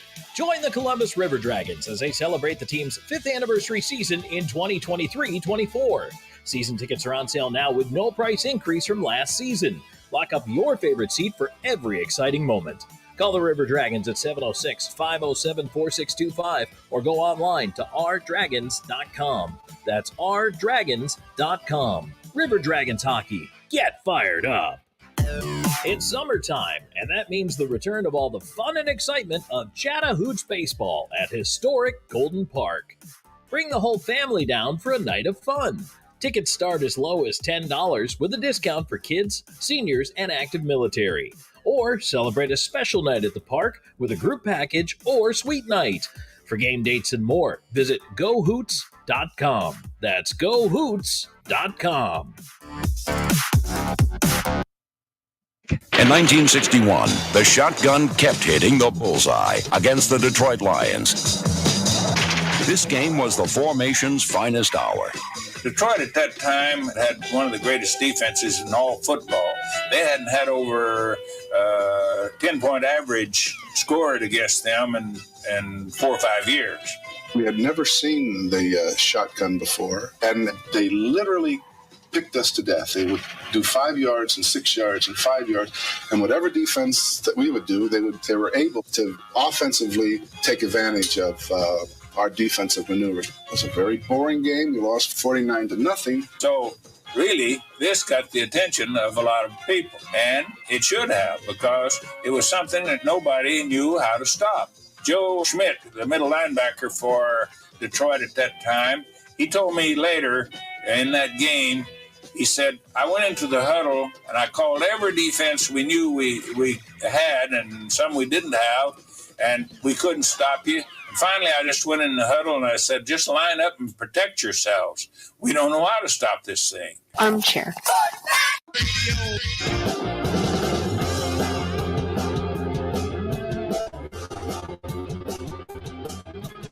Welcome back. So guess what I was watching today? And it was by happenstance. It wasn't like planned, but it was on when I got home from work, and I record all sporting events. So all I had to do is go find that same version of the recording and go watch the whole thing where I can fast forward through it, right? I would happen to be watching the Florida Gators versus the Kentucky Wildcats last year. Oh. Why is that relevant to you and I this year? Because it was Will Levis versus Anthony Richardson. And I was watching it, and I was like, watching the whole thing, and I was like, man, if I would have told Joey that these two guys were going to be leading our franchises next year, I don't think either one of us would have believed it. They both look like crap in that game, man. I am not sold on either one of them for week 1 of the NFL season. But anyways, that's where we're at. Oh my gosh, I'm looking at the stats right now. They're eye gouging. They're skipping the ball across the. His name's the the guy that used to be the defensive coordinator down at FSU, Stoops. He took the ball out of Levis's hand. The moment they got the lead, there was no, hey, we're going to go out here and try to build this lead. And it was run left and run right. I forgot about the kid, Cavassier Smoke, for the tailback for Kentucky. That's just one of the greatest names ever, man. I don't care if that kid ever does anything. That is a great name, Cavassier Smoke. Would love that jersey. Yeah. Anyways, that's where we're at going into this. We're talking Colts football, and it's the Anthony Richardson show, right? I mean, isn't that, as a Colts fan, isn't that what you're pointing your sales towards? Yeah, it definitely is. And look, this is, there's been a lot of expectations the past few seasons. This will not be one of them, as we all know. We're rebooting the offense. Defense staying the same under Gus Bradley. That should be pretty well off. But offensively, the fans are excited. This Anthony Richardson boost that we're going to be getting, whether, it goes well or not, year one's going to be very intriguing. Peyton Manning, we got this. Andrew Luck. Those were number 1 overall picks. This is number 4, obviously a little bit different, but this much excitement hasn't been in the building in a long time at that position. When you go from Jacoby Brissett to Phillip Rivers to Carson Wentz to Matt Ryan, not very exciting stuff. You get a guy that looks like Anthony Richardson in the building. Even if it doesn't go well all the time this year, I think the fans want to see him sooner than later just to get, if he can mentally keep up with the playbook and he could, roll through the punches of being smart in his mind on the field. If the passing's a struggle, if he has to run more, if he has to do things, whatever may have you. But interested to see where the mentals land him in training camp, because they say this battle will mostly be decided in training camp because preseason, there's only a few games. Our coach comes from Philadelphia. They never play preseason games. So by the end of training camp, we should know who that starting quarterback is. I mean, I would be shocked if it's not Richardson. The only way it would not be Richardson is, like I said, if he can't pick up the playbook, if he can't make the simple things. We're not looking for the complex, whatever, all the accuracy that will come in time. But as long as he can get the playbook down, I don't see them going to Minshew at all. I think they week 1 go right to Richardson, which a year ago, if you talked about this, Anthony Richardson starting in the NFL week 1, we'd be crazy. There's always going to be that one dope that's going to try to tell you that they should be playing Anthony Richardson. I mean, Minshew. I mean, that's just a given. And the thing they're going to go out and they're going to buy his jersey. Trust me, he was down here in Jacksonville. He was up there in a Philly. I remember when he filled in for Jalen Hurts, there were knuckleheads talking about, oh, man, offense looks better with him in there. You got to keep him. What are we talking about? Jalen Hurts is having like an MVP season. They're like, oh, you got to put him in there. And they were all, yeah, he looked good against the Cowboys. And next week, he couldn't cross the freaking 50-yard line against the Saints. Yes. Philly. I remember watching that game. It was terrible offensively. And here's the thing, too. Let's say somehow, some way he starts and the Colts, get off to a 2-1 start or something. We're not so going to be a deep playoff team or anything like that. So you're just, to me, prolonging Anthony Richardson. Reps is the only way to get used to this thing. That's the definition of him screwing things up. Like, we're winning games. We want better of draft picks, you moron. Yeah, and those games would be like 16-13, probably 17-14. Nothing worth it. No, it's gonna be like Colt McCoy, right? Exactly.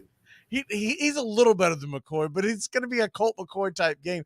We did Arizona a couple weeks ago with Bobby, and he was basically talking about what before Kyler Murray gets back, it's going to be a whole lot of tough sledding trying to score. That's exactly what Minshew would be.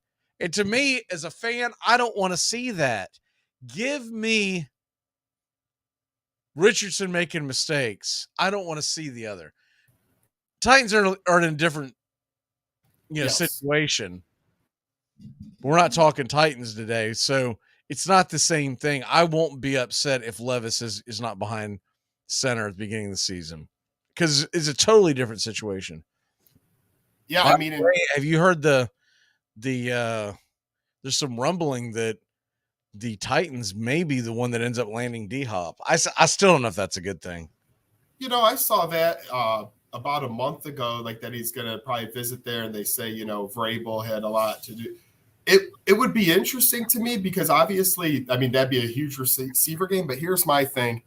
If, obviously they struggle at the quarterback position. That's part of the reason why they didn't get to where they wanted to last year after starting pretty well.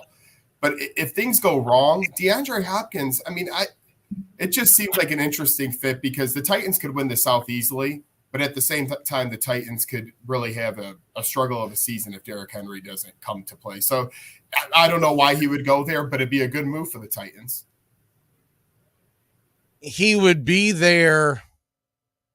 I think if he ends up in Tennessee, it's actually going to be like a short deal. Like a He's 1 year? Use it as a springboard, but he's long in the tooth. So I don't know. These NFL players are always much more optimistic than what fans and general managers are about what they have left in the tank.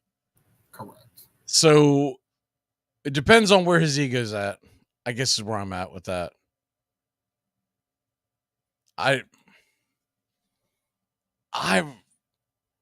Their main competition is New England. What an odd two teams. If you would have thought who is he going to visiting, I would have told you like Tennessee, wouldn't you? Yes, because I'm not a big Mac Jones guy, so I'd probably say. Not to mention the fact, in all likelihood, they're going to do Bill Belichick type things, which means they're not going to throw you the ball, and they're probably not going to pay you very well. So I don't know, but anyways, back to the Colts. Over under 6.5 wins this year. What do you think about that? I mean, listen, I'm of course, if we go through a record, I'll have something higher than that. But I could see why it's at 6.5. There's no trust. A lot of teams last year, a lot of pundits last year had the Colts in the top 2 of this division because you figure you get a Matt Ryan who still had some gas. Well, he didn't. The offensive line had nothing.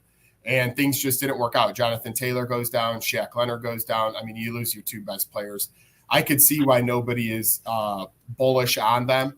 It's all going to be in the hands of Anthony Richardson at the end of the day. I mean, the defense, like I said, will be pretty good. Not great, but not bad. They'll be pretty good. They got some good veteran presence still there, like Buckner, Shaq Leonard, Kenny Moore, Grover Stewart. But on the offensive end, if you're getting production out of Richardson, even if it's like a Justin Fields, right, where you're getting a lot of running, you might not be getting the best throws all the time.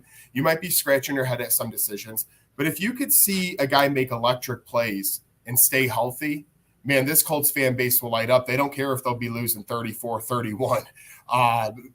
The win total won't really come into effect as much. We just want to see the progression of this guy. That's why it's going to be a lot of pressure for them to get on the field week 1. This over-under, I'm not surprised at, though. They have the same over-under as – I'm looking at so I'm on a site that shows 3 over-unders or 3 overs for 3 different books, right, for every team in the NFL. And that's the lowest one that I see, I believe, is 6.5, which – it's interesting. Do they have the Texans on there? Yeah. What are they at? Oh, 6.5. Okay. That's the lowest that I see for anybody is 6.5. Oh, Tone's going to love this. Buccaneers are 6.5. And you know what? I mean, we're not talking them today, but I is not shocked about the Colts. I'm pretty shocked by that because the Bucs still have a lot of talent to me, but obviously it will come down to quarterback. I saw that y'all are playing the Buccaneers on Thanksgiving weekend. We're going. Are you? I figured. It's in Indianapolis. Yep. And that's the second time in the last 3 years because when they added that week 18, we got lucky. Colts played the Bucs for that week 18 game. Now we get them because we're playing the division. So those are a lot of fun. Because you have to go to Indianapolis. It'd be a lot better if we're going to Tampa. My dad hates these games because he knows one son comes out crying.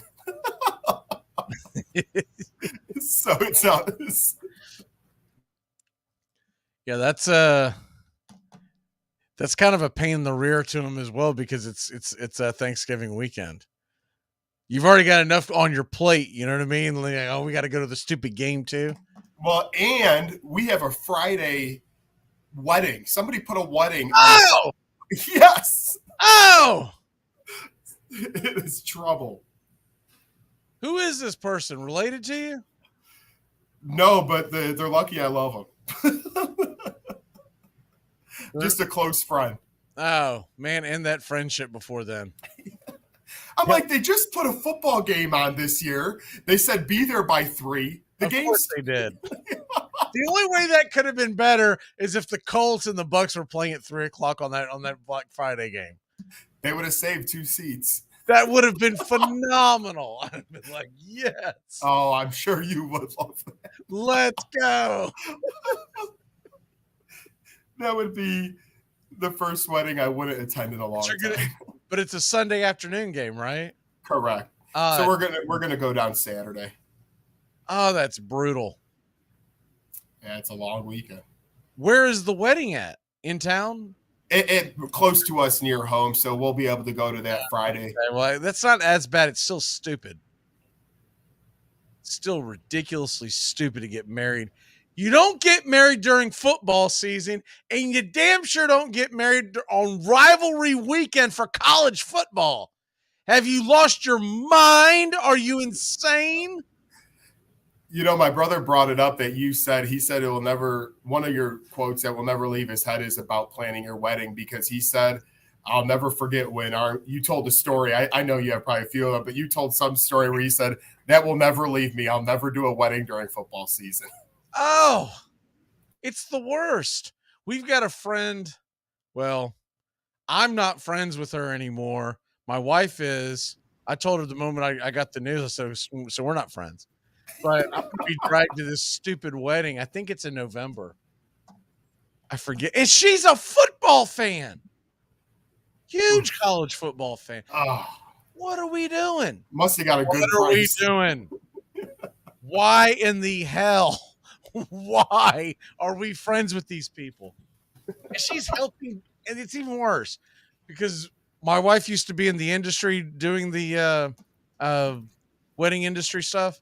Okay. She's helped planning the damn thing. Oh, it's the worst.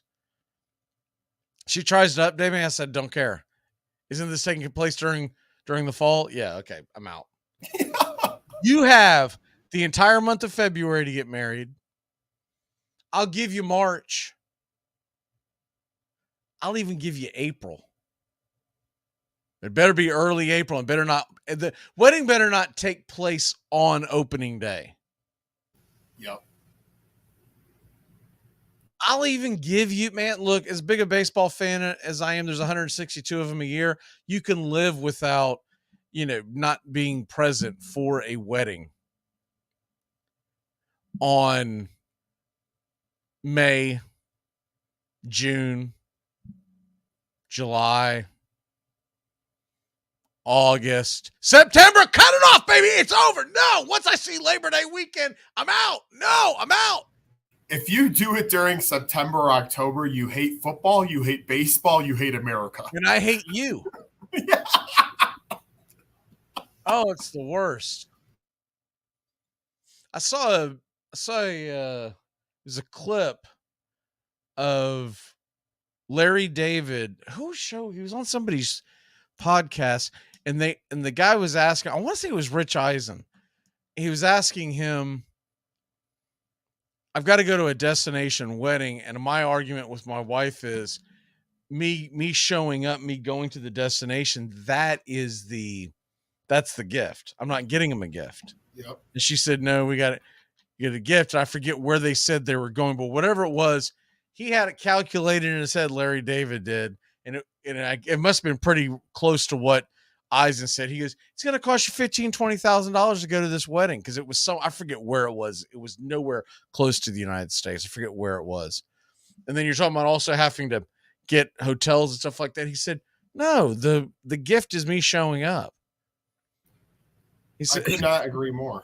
I think it was Isaac because that's what I'm saying. He goes, I don't feel like I should have to fly all the way over there and then also get you a gravy boat. You know, me showing up is the gift.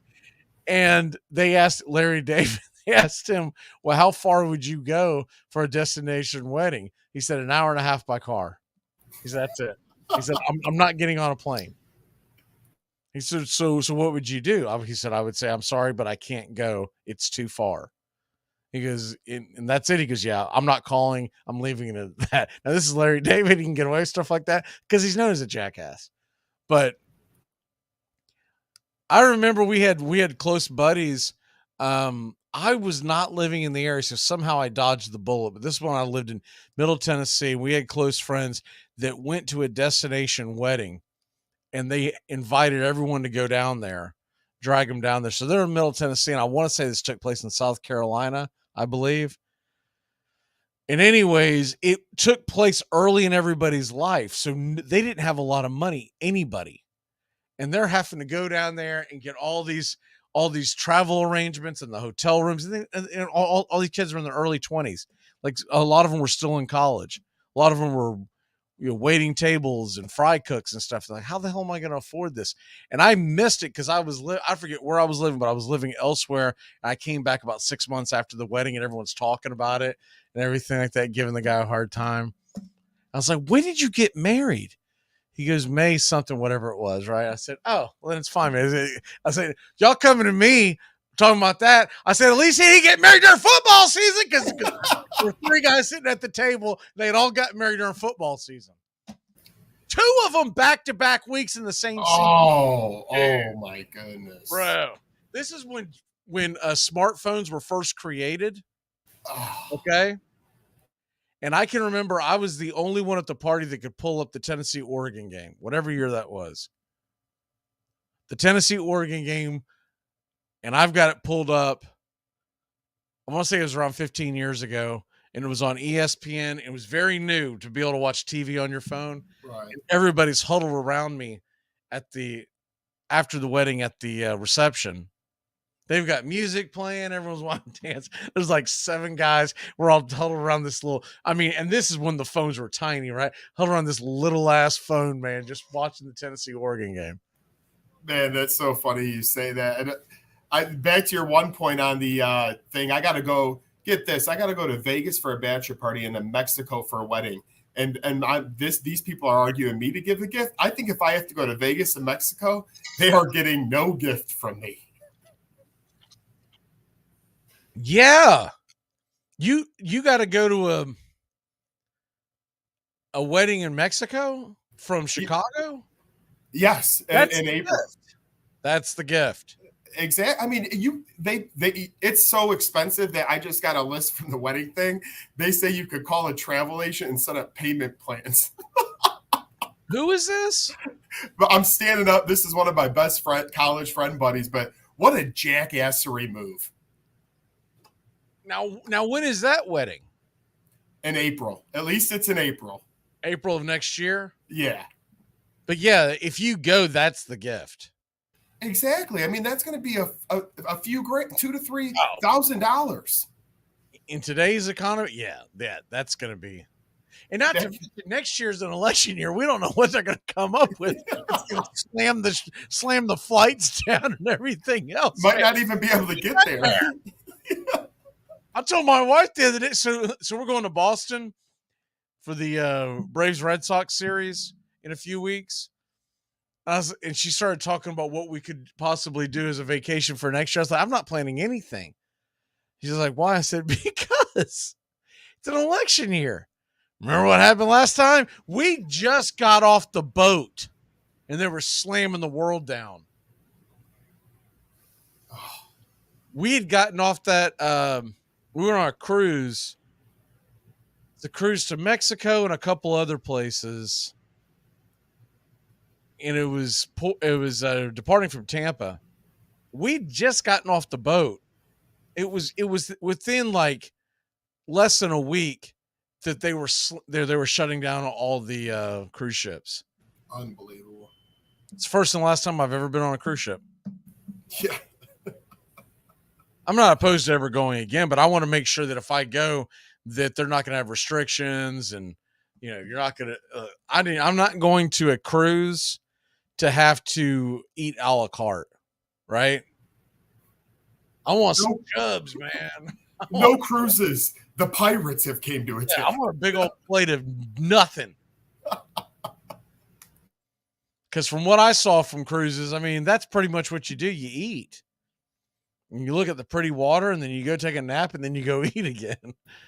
Yeah, mix in a few cocktails, and that's about When it. they first brought the cruises back, they were all a la carte. They'd taken away all of the buffets because they're worried about spreading germs and whatnot. Which I understand the reasoning behind it, but I'm not going on a cruise if I have to worry about that.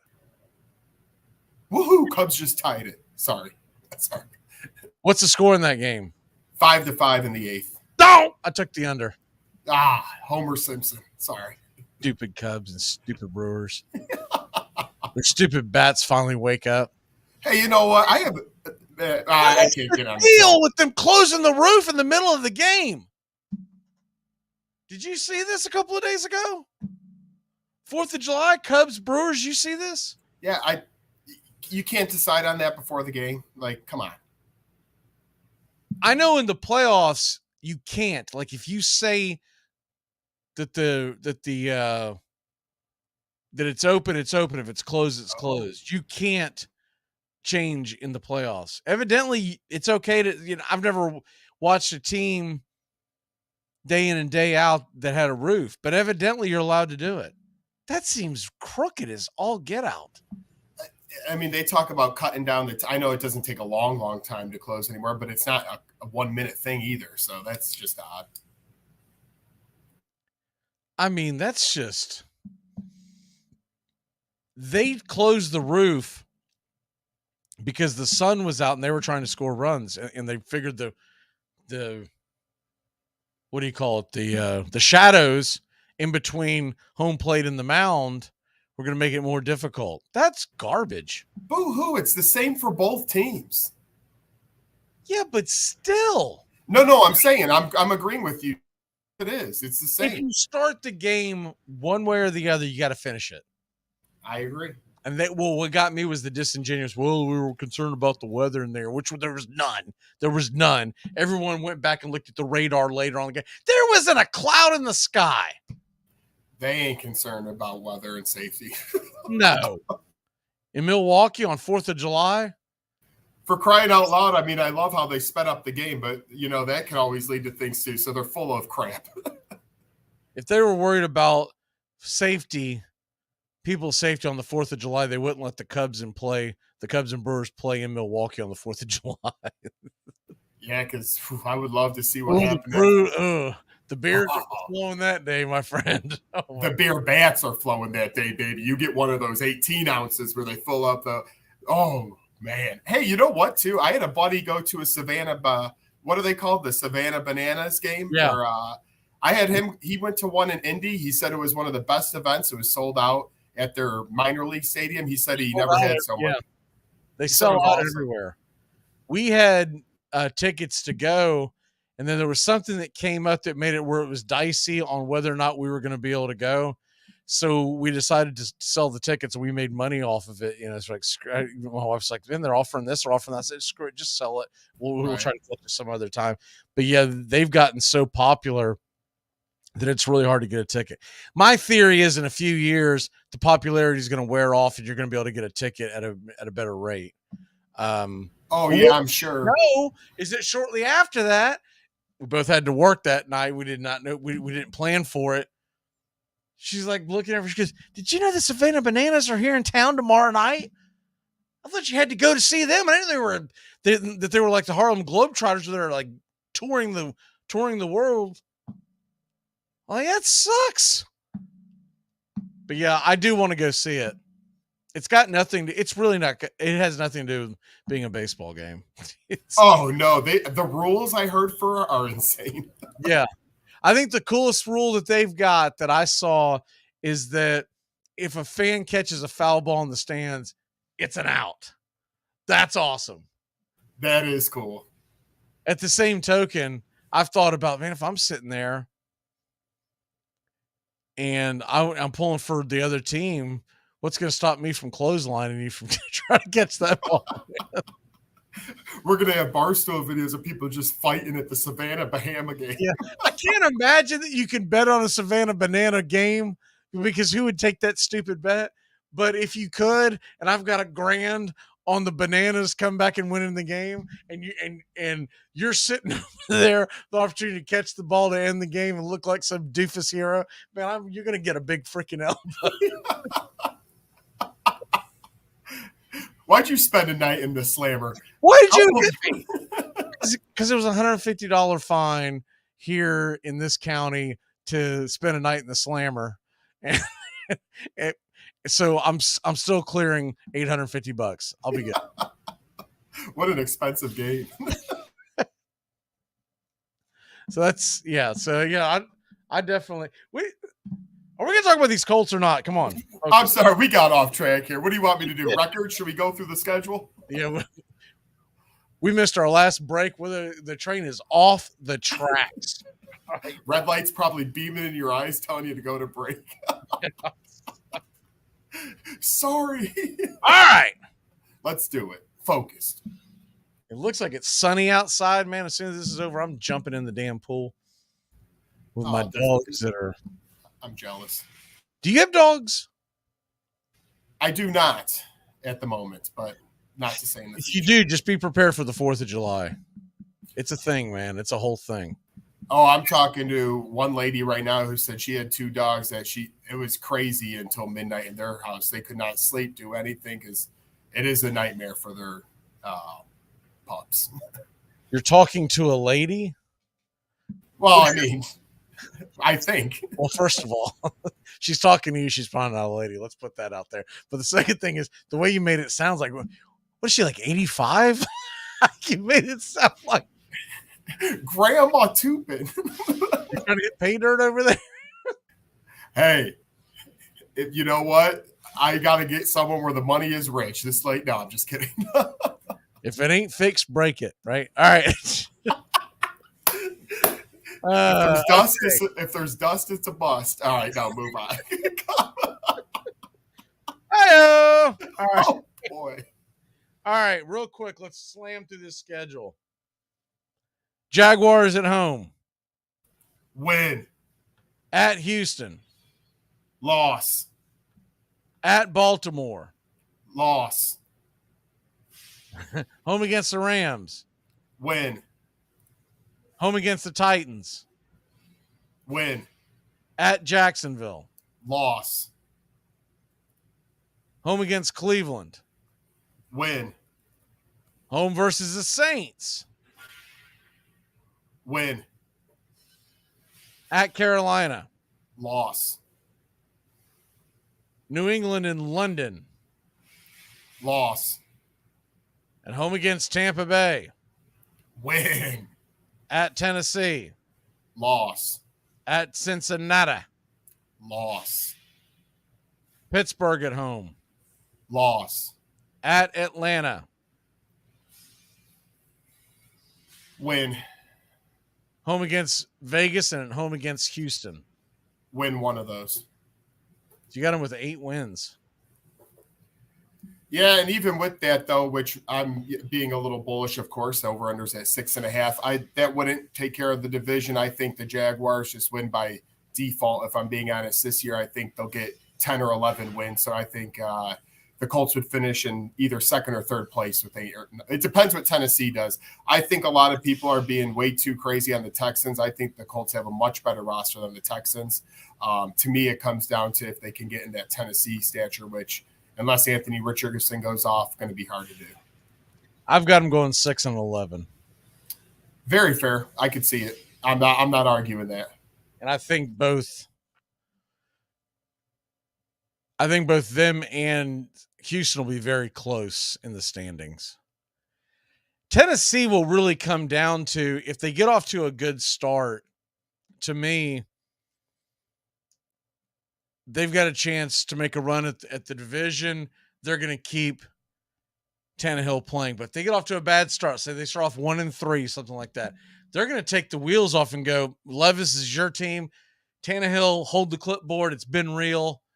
And then all bets are off. Yeah, because Vrabel is going to be there for another decade, whether they win two. So it's like he don't care about basically made him the general manager. When they picked him over John last year after the Philadelphia game, which is what got him fired, that right there told me Vrabel's going nowhere. That's his team, and it is what it is. He's Belichick Jr., in my opinion. He'd have to be, obviously, get a Super Bowl and stuff to not take the junior off, but that's what I'm saying. Yeah, I mean, he's going to have to get at least one Super Bowl before you start putting him in. Shoot, 2 or 3. I mean, that's a strong statement. I was thinking more of like Marvin Lewis.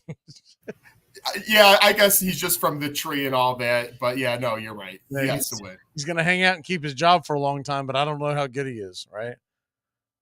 Although, I mean, honestly, I think he's a really good coach. He is. We'll just that see. Was a fluke last year. That losing streak was flukish. I don't know what happened exactly, but it was flukish. As injuries too, man. They were getting murdered. I mean, Tannehill barely played last year. So but anyways, that'll put a cap on that. So if you got them winning 7-8 games, they're not going to the playoffs. Nope. What is your lock of the day? My lock of the day, sorry, Sox fans, you stink, and I'm happy about it. Blue Jays, -130 on the money line in game 1 of that series where Berrios is on the mound. Who is this guy they got pitching from? Jesse Schultens? Never heard of him. I mean, I barely know the guy. He has a 2.96 ERA this season, but he's 29 years old. Game? Yeah, exactly what it is, because all of his appearances are he's had a couple. He's went 4 innings a couple of times, but mostly relief. I kind of like that. I mean, if Kikuchi's on the mound for Toronto, that's a bullpen game for the White Sox, whose bullpen is junk. I kind of like that pick. My lock of the day is I am going to go with the over for the Arizona Diamondbacks team total. The over right now is 4.5 for the Arizona Diamondbacks. Give me the 4.5 runs, taking the over. They'll get at least 5 on Cookie Carrasco. I hope so. I scooped their pitcher in fantasy, Arizona, so good luck to you. I mean, I kind of like the over for the entire game, but no, come on. Buyer beware. Real quick, what's your walk-off? You got 10 seconds. Walk-off, let's just enjoy what's going on right here. We're in the middle of baseball season. Before you know it, it's football. Focus on the MLB, people. My walk-off is we'll be back tomorrow. Screw you guys. I'm going home. Screw you guys.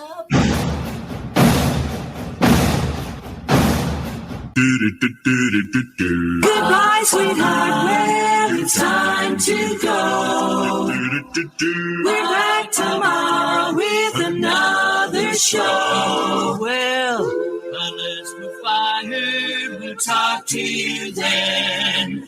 Goodbye, sweetheart. Goodbye. Goodbye. Guys and gals, it's time to go. We'll see you on the next show. Same bat time, same bat channel. Thanks for listening to Braves Country with Mac Magee and the Armchair Quarterbacks on 99.1 FM WQEE, The Key in Noonan, Georgia, and simulcasting on youtube.com/@Braves Country. Braves Country comes your way weekdays, 3 p.m. Eastern to 5 p.m. Eastern. Please follow, like, and subscribe today. Armchair Quarterback Radio, your first choice for Southern sports. Something of the 5th of September. Something of the 5th of September. She said a lot that I can't remember. Something of the 5th. Can I get another cigarette, please? Can I get another cigarette, please? Yeah, I know I live to regret it. Just give me another cigarette, please.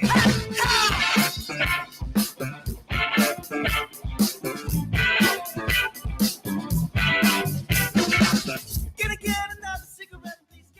You're listening to WQEE 99.1 FM, The Key in Noonan, Georgia.